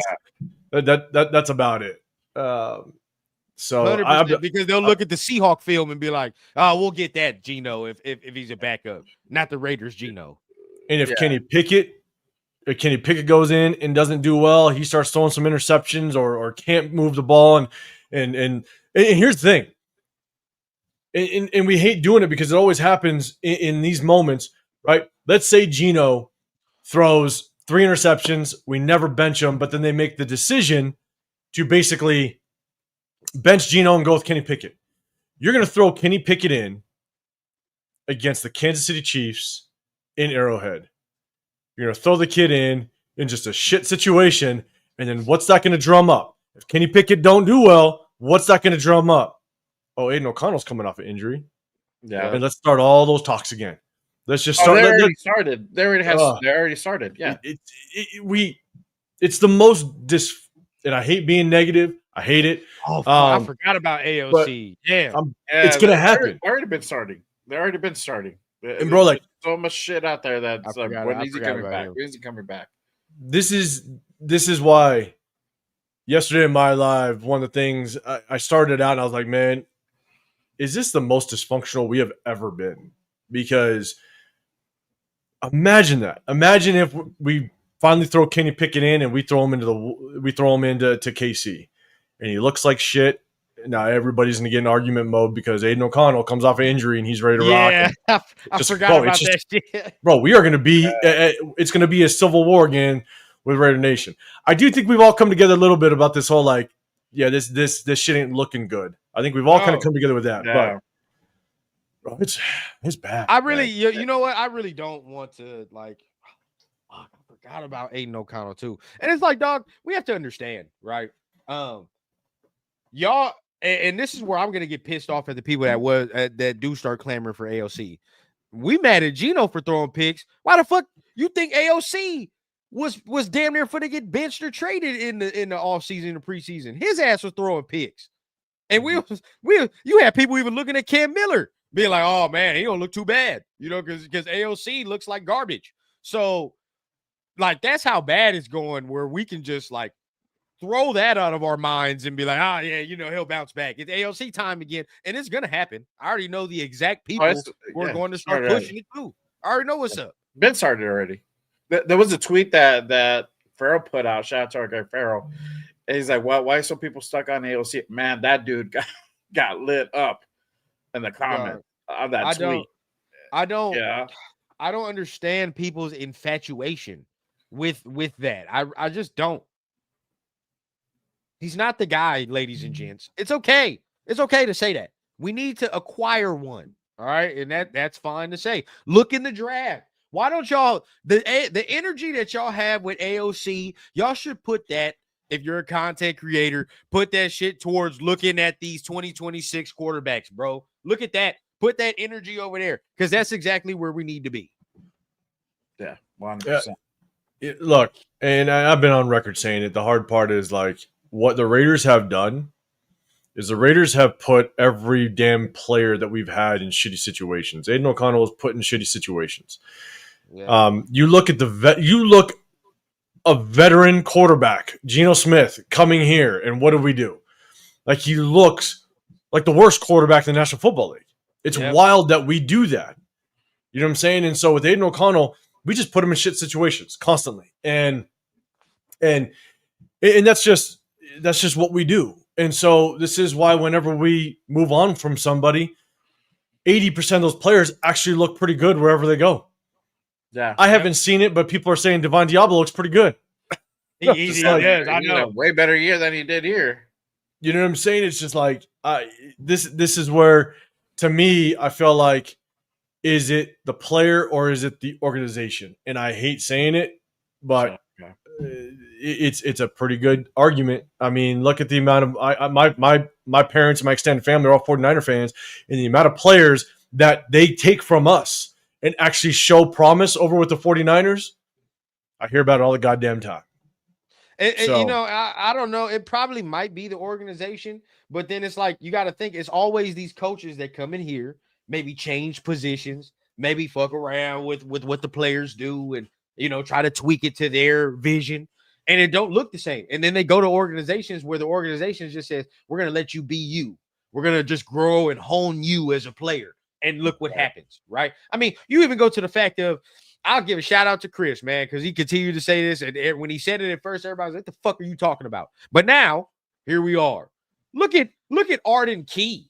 Look at fucking Arden Key. He can go to the Titans, bro, and he's even better than Tyree Wilson, right? He's even better than Tyree Wilson. So it's like, yeah, I do understand. It's from a standpoint of saying, like, we don't have no continuity, and I do get that. But then it's like, it's also the same thing with these coaches that do come in here that they don't know what the fuck they're doing most of the time. So it's like, we just have to make the right decision at the coaching hire, bro. And at this point, the same sentiment that everybody has when it's like, well, shit, it don't matter about these players. We keep, fuck these players. We'll get somebody else in here that can do what they do. That's how some people feel. You should feel like that with the coaches. Shit, bro, we done lost for 20 plus years. What's another losing season to you? Who cares? Bro, we done lost for 20 plus. Who gives a fuck if we lose another, man? It's about getting this shit right. So if we have to fire Pete Carroll to ultimately find a better coach, so be it. I can live through another losing season. I done been through that shit for more than half my life. We tough. It's all right. We'll be fine as long as we make the right shit. Coaching matters. Yep. That's the biggest thing. Look at what the Eagles are going through right now. Yep. They lost their offensive coordinator. And this is what we see. You see coaches being able to kind of resurrect careers. You look at Kevin O'Connell over with Minnesota, being able to kind of resurrect Sam Darnold's career a little bit, right? Like, coaching matters. And that's the one thing I think a lot of people That's why I thought Chip Kelly coming over here, I thought that we had a chance to have at least a respectable offense. 100%. Didn't think we were going to put up 40 points a game, but you're bringing Gino as a veteran. You're bringing an offensive coordinator that knows that or has shown he could do it in the NFL. Yeah. And I was like, okay, maybe we can have complementary football, a decent defense, a decent offense. Let's put this thing together. But at the end of the day, man, it's like I think that's the one thing that is truly overlooked is that coaching matters 100%, and that is what helps a player elevate their game. And God, we need the right coaches. That's just what it is, bro. We just need the right guys, not only to help us coach for the now, but to develop, right? To develop these players. And not only that, we need somebody that we trust because in the near future, we need somebody that's going to develop a quarterback. And that is even more intricate, right? Like, yeah, you can develop this, and that. But when it comes to quarterback development, oh, that's very, very fickle, right? Like you got to definitely have the right individual. Look at fucking the Vikings coach. Look at him. Like it don't matter. Whatever quarterback you throw at this man, they're gonna play adequate, right? Adequate enough. Yeah. Sean McVay, adequate enough. Green Bay coach. Look at Malik Willis and what he did. It's just enough, right? But we need that coach, bro, who is going to not only come in here and know how to develop from that standpoint, but know how to deal with a young quarterback. And that's kind of why, you know, I do want one of them coaches that are offensive coaches where if somebody leaves, it don't really make that much of a difference because it's like, all right, bro, like, you know, we tied to the hip. It is what it is. So that's kind of where I want to go with it. I'm kind of with you, Ja. I would like that because at least I know if he picks a quarterback, he's stuck with that mother. You know what I mean? Like, that's his guy. So at least I know what time it is. Yeah. Kyle Shanahan. It's like, bro, like certain coaches, you know what I mean? Like, they'll know how to. Now, if you give those coaches a Josh Allen, certain one of these guys, you get an Andy Reid, a Mahomes, they do magic, right? Like, it's like, okay, now we doing something special. But I'm good enough as a coach to where, shit, if I have an Alex Smith, if I have, you know what I mean, maybe both of them coaches had Alex Smith. If I have one of those, then I can still make some shit shake. You know what I mean? So either way. Yeah, for sure. 100%. 100%. Really quick, let's see here. Let's kind of dive into the keys to victory. Obviously, 805, you said we got to win. On paper, we got to win this, right? It looks like it's definitely no excuses. No excuses. Oh, excuse me. But what did they actually have to do to go ahead and get the dub tomorrow? And then what do you think is your score prediction for tomorrow's game if they were to go ahead and pull it off? Score prediction if we pull it off, I'll give it like a 16-13 game. I think it's going to be kind of low scoring if we can pull this thing off.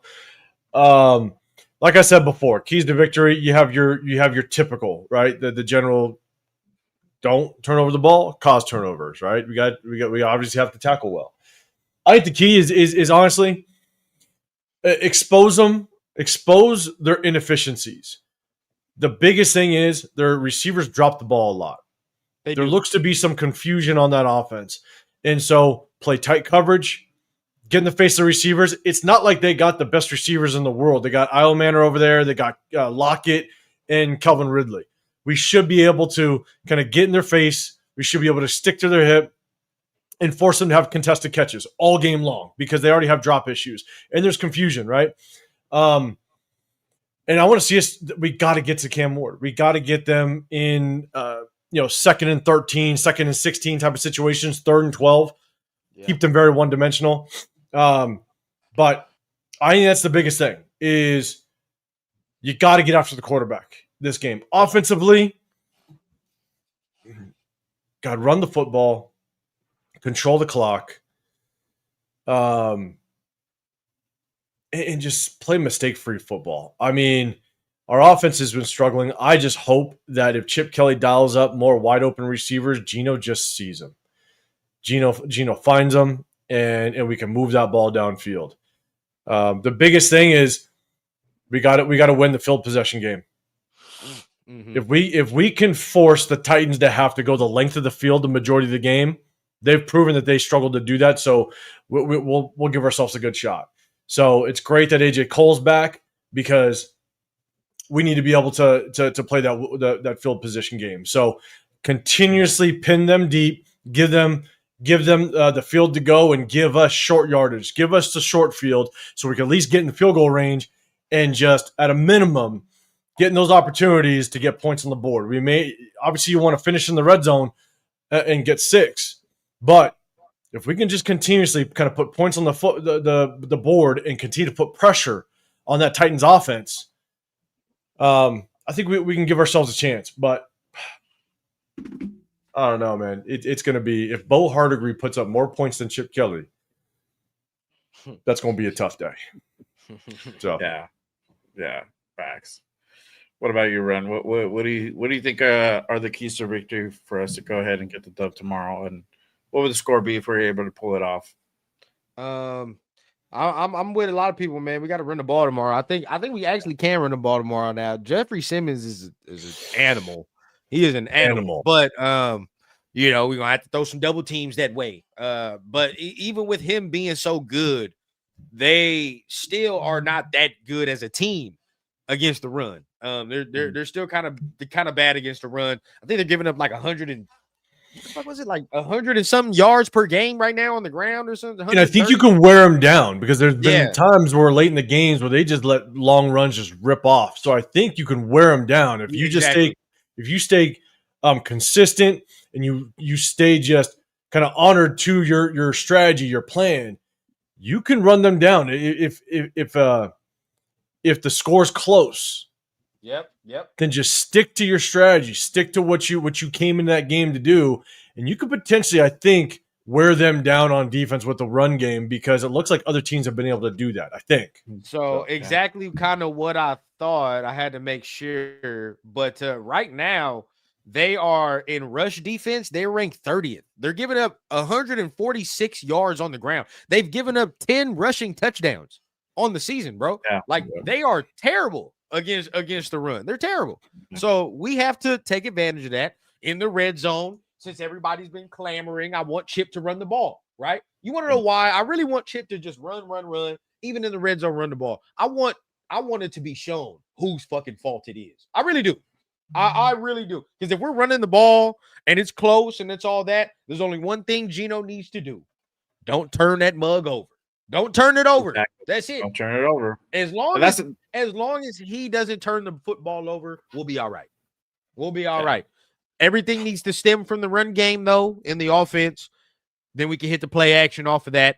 And then if we're starting to hit play action, we got him. So everything needs to stay. And like 805 says, stick with it, right? There's going to be some times we got to chop wood, bro. Meaning we only going to get 2 yards, 3 yards. But at the end of the day, when the fourth quarter come around, that's when I want the 10, the 15, the 20. Mm-hmm. So stick with that. On offense, bro. On defense, like, we got to get to this man. There's no ifs, ands, no excuses. He has to be on the ground, right? Because the way he can make plays outside the pocket, dog. He really can. Now, the receivers aren't worth a damn, but Cam Ward is just going to try shit, bro. He just does. And against us, you know how that goes. When players get to trying shit, they end up completing it, or the shit ends up being good. So we got to get to him quickly. Yeah. You know what's sad? Special teams, too. Get your shit together. Oh, man. Man. Talk about that, bro. I have it. It's just a kick block, it's a wrap. If we get a kick blocked, it's a wrap. I can tell what time it is. Yeah, for sure. 100%. Punt return.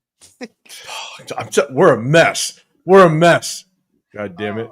Fuck. I've never seen it this bad. And that's the frustrating part, I think, for Raider Nation is that we thought we were going to be better this year, at least in some type of degree, and it has not happened. We actually look fucking worse. My keys to victory, obviously, I think without being said, like I posted that banner just a bit ago, we need to go ahead and really commit to the run game, and I know this is the thing. That's why I put it up there, is because Chip has that tendency to go ahead and abandon the run game sometimes.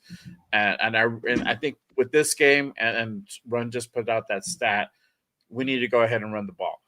Geno, I think without question, has to go ahead and play a mistake-free game. his zone should be literally 10 yards or less.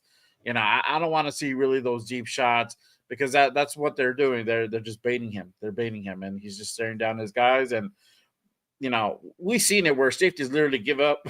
They give up on the defender just to go ahead and attack and double team because they know where the ball is exactly going. But offensive line has to do the part, and keep up that pass pro up, and that run block has to be there and open up lanes for Genty for sure, 100%. And like you all said, defensively on the other side of the ball, we need to go ahead and get to Cam Ward quick and early. We need to be on his face from once they hit that field, they need to be in his face. I would love to go ahead and see Darian Porter start over Caillou Blue Kelly, and having Eric Stokes and those two guys out there, I think will really go ahead and help things out, especially the way that Darian Porter has been playing. And, the linebacker room, I mean, hopefully Landon Roberts and Delvin White can go ahead and kind of hold it down, but that's gonna be a struggle, and hopefully, it doesn't turn out too bad. But with this team, looking at all the injuries and everything, we should be able to go ahead and win this game. And I think really it lies with Geno Smith really playing mistake-free ball. If we can have that, I think we have a really good shot. But once we start seeing those mistakes, I think it's time to go ahead and make that hard decision and pull them out. But I want to ask you guys this question, though. If the Raiders lose versus the Titans, is the season officially over? And then will there be some heads that roll because of that? And should it be this man to be the first to go? I'm asking you guys both that question. What are your thoughts? If we lose that game, if we lose the Titans, season's over. Season's over. I mean, you're 1-5. You're going to Arrowhead against Kansas City. Kansas City is going to be on fire because they just lost to the Jags, and Kansas City has Kansas City. They not just because it's a divisional game, but they get up for this game. Ever since that Christmas game, they're like, that shit ain't never happening again. And that core of that team is still together enough where there's enough of them that understand the effect on that Christmas game. And so they'll never let that happen again. So, and if we let anybody wake up, it's the Raiders. The Raiders will let any team wake up. It's like, I think DJ said that, Cam Ward's going to have his Ryan Fitzpatrick day. Yeah, probably. You know what I'm saying? Like, that's what we let players do. But if we lose the Titans, it's a wrap. It really is. There's nothing. If you look at the remainder of the schedule, in a I don't even want to put it out there, but just losing to the Titans is bad. But if we get our ass handed to the Titans, it's a wrap. You know what I'm saying? And so, but is the scapegoat Tom McMahon? Probably. Special teams been horrible. But the thing is what happens if we don't lose because of special teams? What happens if we don't lose because of special teams? What happens if special teams does perfectly fine and we lose 19 to 10 or something random, right? Then who can be the scapegoat? I don't even know at this point. You got the highest paid offensive coordinator and you can, let's say only put up 10 points. You have the highest paid offensive coordinator and you only put up 10 points with the veteran quarterback. You give up 19 points to a rookie quarterback that has not very many good weapons around him, and they should be 0-5, and you just gave them their first win. It's like, who do you really point the blame in this entire thing, except for Pete Carroll? Because you put this thing together, so I don't even know who to point the blame at. I do think that we got to see just kind of how this game plays out, and then we'll really see who to truly point the finger at. But man, we lose the Titans, it's a wrap. It's over. It's done. Fire it all. Everybody should wake up the next morning, except maybe 2 people, and have some of these in their lockers. Pink slip. It's over. It's done, bro. Go ahead, pack your shit up, and get up out of here, man. Honestly, bro, and I hope we don't lose with special teams because I don't want us to. It's too easy. That's too easy to scapegoat the special teams coordinator and say, oh, man, we've been losing because of that. I can smell it now, right? Because that's just an excuse. Oh, we've been losing because special teams been asked. So, no, it's not. No, we're losing because you put all your eggs into the Geno basket, Pete, and also mismanaged a couple players as well. So it's like it's okay to admit that this week is very crucial for this man's job, for Geno's job, for everybody's sanity, even, right? Like to even say, like, okay, all right, there's something to salvage. Because PG been here for a while. I mean, PG probably what, 40? Shit, this shit didn't age him by 20 years. He's 60 now in his Raider team. He looks sometimes like 60. Damn. All the bullshit he done dealt with, right? Rob Leonard, he's taking a hit in his coaching career. He could be somewhere else coaching his ass off. But he over here, right, taking a hit because he want to stick with us. So everybody's sanity is going to take a hit if we don't win tomorrow. So do I have expectations for the team? No, I don't. I have zero expectations. I just want to see what we look like. And if we lose, hey, it makes it easy for me. Honestly, winning makes it harder for me because it's like now, oh shit, now there's hope and we have all that. When we know good and damn well that in 2 weeks that hope going to be diminished quickly, right? Quickly is about to be diminished. But we'll have hope and all that, and we'll see how it goes. But if we lose, it's very easy to see where we go forward because the simple solution is blow the shit up. It's over. Blow it up. DJ, that's asking a lot, bro. That's asking a lot. That's too much. All right. When it comes to the Raiders, the simple things are never easy. All right, it's never easy. I wish we did play the level of our competition at times. I wish we would have played the level of the Colts. And they just mop us up. I wish we would have played to the level of the Commanders, but they just mop us up. Like, with the backup quarterback, man. Hey, I hate it because Raider fans every week like, oh, this dude's out. This dude's out. Dog, we didn't play a top 5 quarterback and we still got our ass whooped. Like, it's not. But I hate it though because when a backup comes in for their first game, they usually do well. There's more times where they do well than not, and they come back down to earth the very next game. Like, it's because you don't know what that offensive coordinator wants to do with that quarterback, so you don't have that game film. That was the one thing that I was telling people in my live was, like, when you're a defensive coordinator and you don't know who you're going to face that upcoming week and you don't know till Friday, it screws up your game plan. They were prepping for Jaden Daniels and they were prepping for Marcus Mariota because they didn't know if Jaden Daniels was going to play. So when you spend the entire week building up your game plan around 2 quarterbacks and then on Friday, you finally get the news who you're going to play, but that puts you at a massive disadvantage. So I knew it was going to be a tough game. But here's my thing. At the end of the day is I think you have to blow it up if we lose against the Titans because there's no way in hell we can waste Brock Bowers' career with the Raiders, Gentry's career with the Raiders, JPJ and the promise that he has shown so far with the Raiders.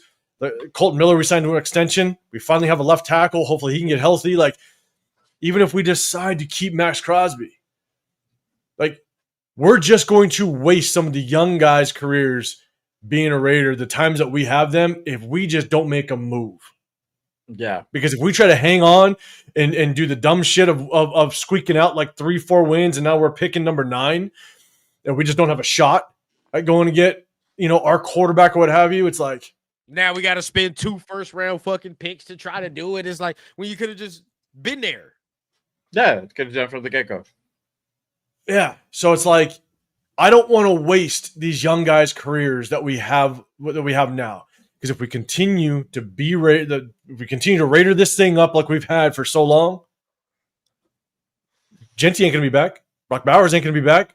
If JPJ pans out to be a good interior offensive lineman, he ain't going to be back. Like, it's just, and then it's more wasted first round draft picks. Yep, it's a core. Yeah. It's a core here that can be worked with, but they got to be worked with the right people, man. And right now, I mean, plain and simple, we just ended off, bro. Like, it don't look like it's the right people to work with this core. Yeah, we're still having a lot of miscommunication and a lot of the same problems as last year with almost an entirely new staff, which is crazy. And we have a 74-year-old head coach. Mm-hmm. Like that, like you're not working. Like he's not going to be here. He's not going to be around. We draft a quarterback next year. 2.0. Like we are. Well, it's so hard to understand what the right pathway is, because if we suck and all this drama continues, I'm not putting a numbered 1, number 2 overall pick with a quarterback in the hands of a guy that's not going to even be here. Exactly. I'm not doing that. No, he's got that's the part that we're in such a unique situation, but the unique situation is pointing in the direction of just dysfunction. And I don't want to trade Max and all of a sudden you give Pete Carroll 2 first-round draft picks. Like I don't want him to have that at all. He don't need that ammo. John, you had me on your vision until you said something about Cade Klubnik, and then you lost me. And then my vision got blurry after that. I don't know what you're talking about. So for me, bro, I'm with you. Everything else though, I think Sellers probably go back to school too. He probably got to go back to school. He might. I know is we got to get ready in 30 minutes. All of us should be watching Oregon versus Indiana. That I'll tell y'all, right now, you got to watch that game. You should have been watching this Alabama game if you could have, because this motherfucker from Alabama is another one. But there's at least a couple right in this draft right now that I could say, like, quarterback wise, there's some talent up in here. There's a couple. Yeah, there is. And Mr. Akon said this unique situation been going on for 23 years, man.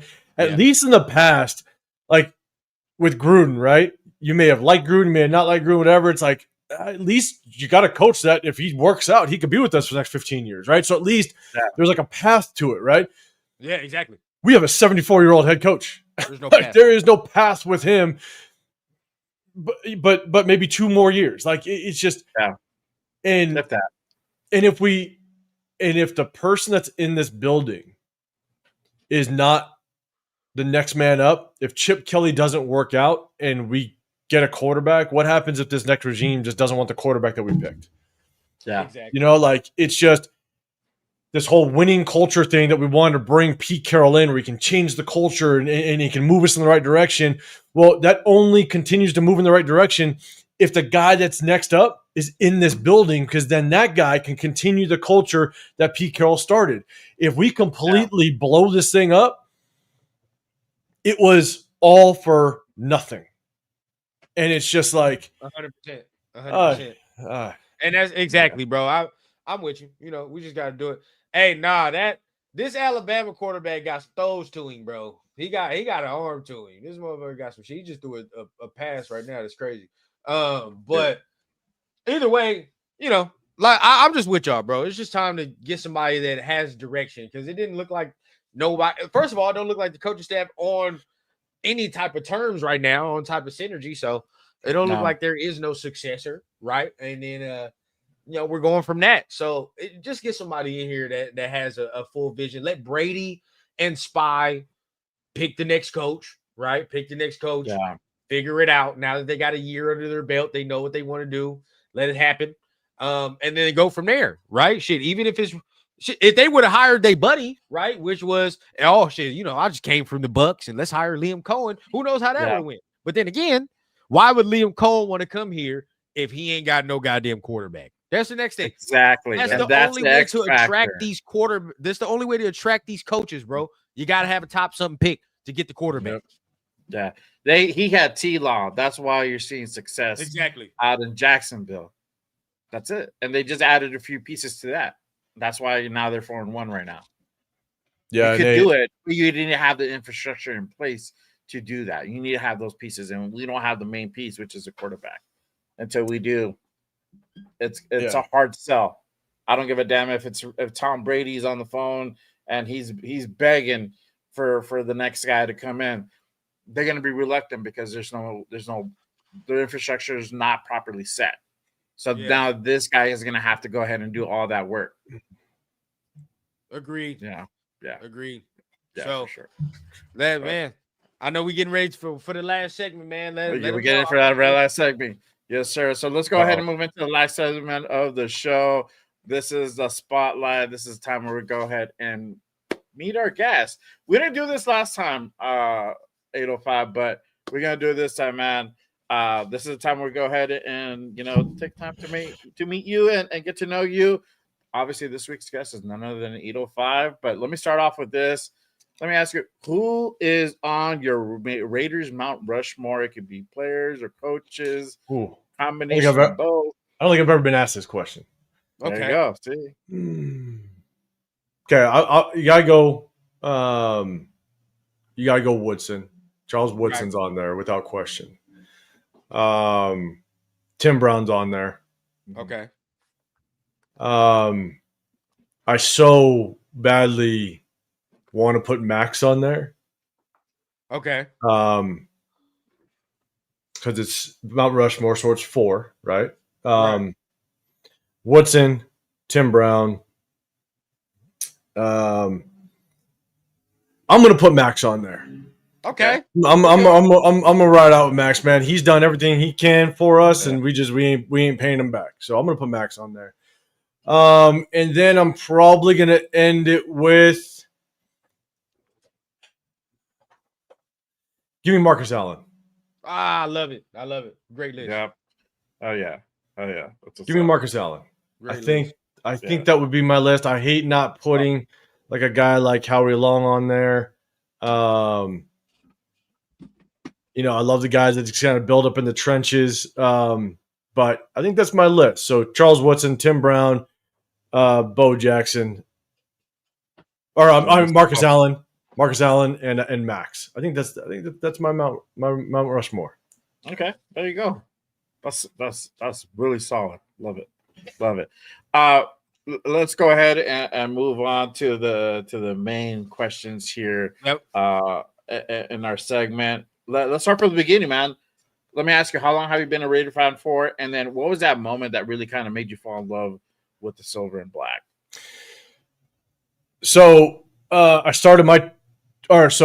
became a Raider fan when I was 9 years old. I'm 42 years old, so when I was 9. And what did it was basically, my entire family, extended my parents, everybody else, they're all they're diehard 49er fans.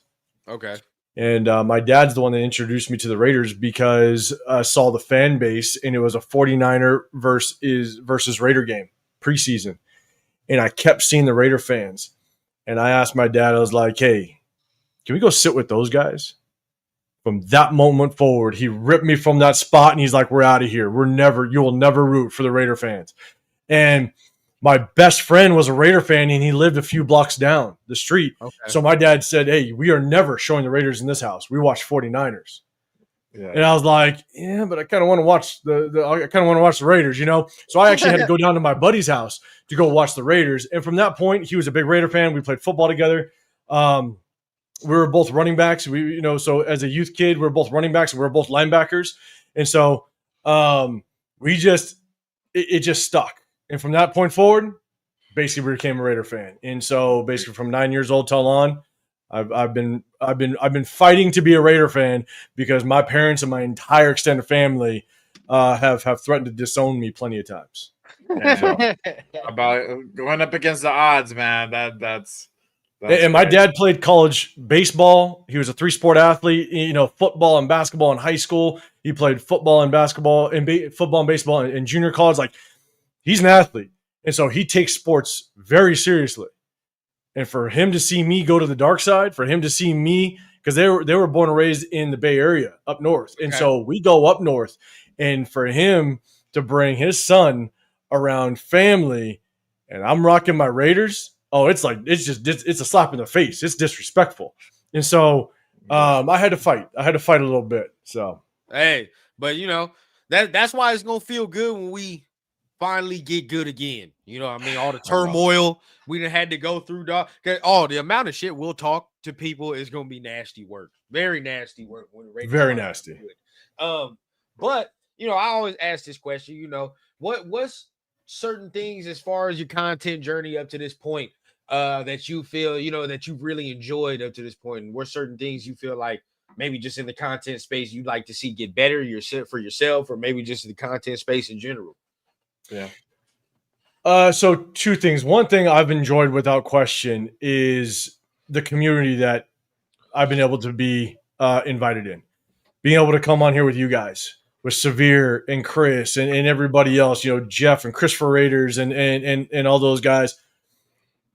Being able to kind of be a part of this community, I think, is the best thing. I mean, and with Leo and all them, like Jay, anytime you guys come into town, I'm like, hey, let's link up, because I'm all about just being able to create this community. And be able to kind of meet people through the chat and stuff like that. Like, I stopped coaching, and this has allowed me to kind of get that itch out. It's allowed me to kind of replace the coaching with this space, and to be able to link up with you guys, meet you guys, and all that. I that's been my favorite part of doing all this, and just being able to talk Raider football. What I think I'd love to see changed is, it's not about just Raider content and stuff. I wish you couldn't. I wish that YouTube wouldn't push clickbait. Yeah, like that's it. Like it feels like the only way to truly kind of get your content out there is based off the algorithm of YouTube. And YouTube and it's they push the clickbait stuff.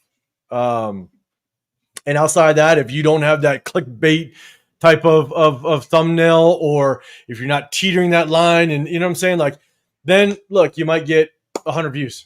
Yeah, 100%. And it's not, to me, it's not all about the views, because I just want to be here for the community. But at the same time, I also don't want to be talking to one person. You know what I'm saying? Yep. Like, it'd be good to have a community. It'd be good to really grow it to the point where you feel comfortable with just the space that you're in. But to me, I feel like the only way for it to blow up is if you teeter that line. You know what I'm saying? And so I just wish that would change, because I think there are plenty of guys out here like you guys. You got Severe, even Nate. You guys rock out with Nate, and he's trying to grow. And there's people on here that have good takes. You know what I'm saying?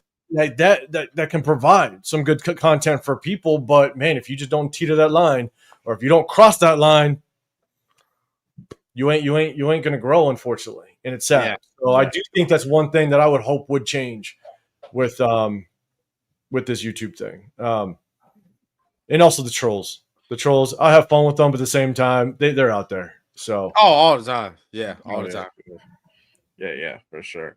Let me go ahead and kind of cap it off with this.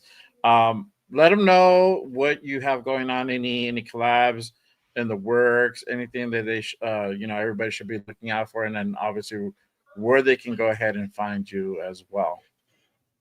So all my social is either 805 Raider or _ 805 Raider. I think it's _ 805 Raider on Instagram. I apologize if you guys send me messages and I don't respond, because I'm new to the social media stuff. But prior to this, because I started my channel in week 3 of the 2023 season, prior to this, I was on Facebook. That was it. And that was from just keeping in touch with old friends and old family. Like that was really it. I was not on Instagram. I wasn't on Twitter, nothing like that. And bro, when I started an Instagram, and I didn't even look at that, I didn't even know you could message through Instagram. I went back and I had like a list of messages that I never knew there was a section of Instagram, the app, that you can go into. So if you guys send me a message and I don't see it, I apologize. But and Edgar, I did go to Moore Park. And so Moore Park College. And so here's the thing is, for me, I started this thing. I just started doing my own videos, and I jumped on with Chris and Severe, a couple guys. I think I was on with you guys real early when I started doing the lives, and I enjoyed it and I loved it. And I'm gonna keep rocking. I got the War Room on Wednesdays. We break down game film, and we do our lives after every game, typically Sundays, because obviously the game's on Sundays. And we'll do that, and then I just do my own individual videos. And I try to pop on as much as I can with other guys in this space, just to kind of chop it up. Because again, look, I know I have my knowledge of the game, but I know there's plenty of people in this space that have a lot of knowledge as well, especially people that are in our chat. As much as I like to share my knowledge, I like to learn from you guys. I like to learn from the chat. as well, and definitely have fun with it. So I try to do lives when I can. I've been doing them a little more often, but with the wife and kids, man, my schedule's all over the place. So, Yeah. But that's kind of what you can get. You can get from me, and I enjoy it. There ain't no stopping. I could care less if we lose every single game. Ain't no stopping because the platform this has allowed me to kind of be involved in a community like you guys, and at the same time, be able to talk football. That's kind of the space I live in, and so my wife doesn't have to hear about me talking football. So she thinks you guys as well. So. Right. Like, you take his time away from me. There you go. Not that football talk.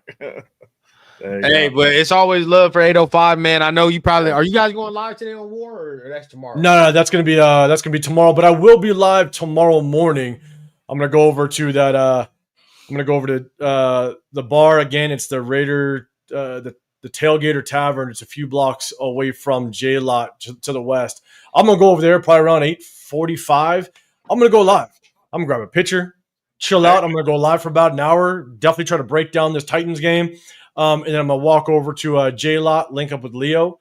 And if you guys ever go to J Lot, in that front row, the main row, there's a guy right smack dab in the middle that has a full bar.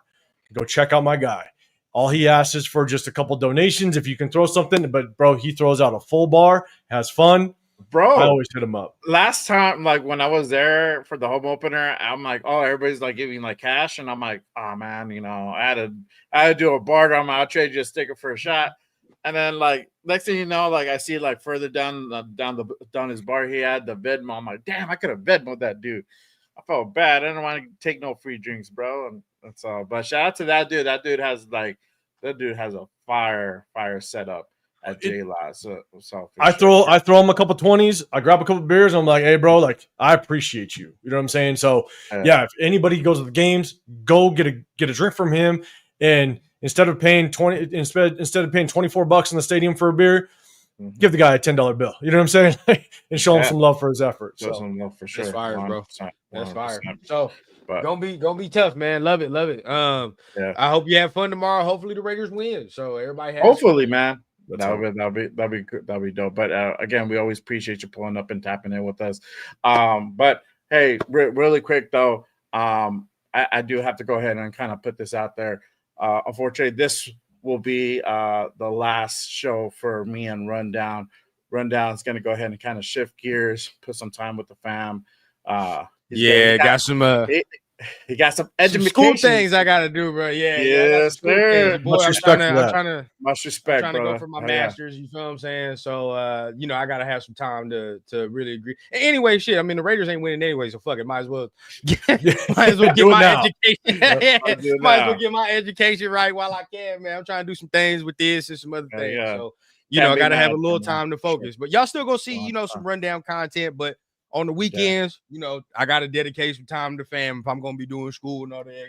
So. Yeah, for sure, man. And we still going to do our thing from time to time. Oh, of course. Sure. Hey, don't nothing change. Yeah, nothing change, man. But, but moving forward, it's going to be me back on the solo tip. Y'all already know what time it is. I mean, hey, this is how we started. So we just going back to the solo tip. But we're still going to go. I'm still going to be rocking it every Saturday morning, 10 a.m. Pacific. So make sure you guys go ahead and pull up for that one. I got Joe Morley on, the great and powerful Joe Morley. There you go. He's going to be on with me next week. Me and him, we're going to go ahead and chop it up. Shout out to Joe Morley. And then I got my guy, Raider Primos, who was in here earlier. He's going to be on at the end of the month. And we're going to be doing that damn thing. I had him on that Monday show, Fire Monday show. I'm still gonna be tapping in every Saturday though. We get you on whenever you got a Saturday. No dog, you got an hour free. Of course, come through real quick. We're gonna do it. We're gonna do the damn thing. But again, appreciate you guys. We're gonna go ahead and just let y'all know it's gonna be me on the solo tip, moving forward. But other than that, man, I appreciate you guys as always. Salute to everybody who pulled up and rocked with us on this Saturday morning. Hopefully we get the dub tomorrow. There you go. Shout out to the guy Space Beast with the $2 house. Family strong. Yes, never can be mad at holding it down and putting priorities first, which is always a fan. Never. Always going out and better yourself and getting that bread, man. Never can be mad at that. So, much love to my guy Rundown as always. Hey, love to you for bringing me on to the show, man. Dope. Yeah, and of man, course, we we're going to rocked continue. it. Once that thing is, once I got some time, we're going to continue this thing again, man. Pick it back up. Yeah, man. It's always an honor for me to go ahead and share the screen with you, brother. As always, man. We Always, try. man. I try to bring my best A game always, bro. And so my guy 805. Hey, love chopping up with my guys, man. These are the guys. This is fam right here. You know what I mean? So always. Yes, sir. But other than that is our time for today. Again, make sure you guys go ahead and pull up next Saturday for another Good Morning Raiders. I'm going to have my guy, Joe Morley, on. We're going to go ahead and talk about this game and what the future looks like for the rest of this season. So, salute. And then, again, on the way out, shout out to my guy, G-Fam, gifting 5 JRB memberships to the masses. 5 shout out to the 5 new members, part of the family here at Just Raiders. Appreciate you, my guy. I'm going to those 5 memberships. But again, appreciate you guys' love as always. We'll see y'all next time. And go Raiders. Peace. 805, I'm going to hit you up on Instagram.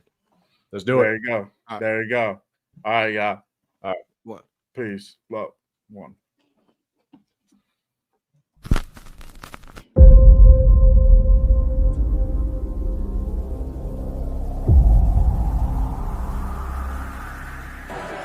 Mm-hmm.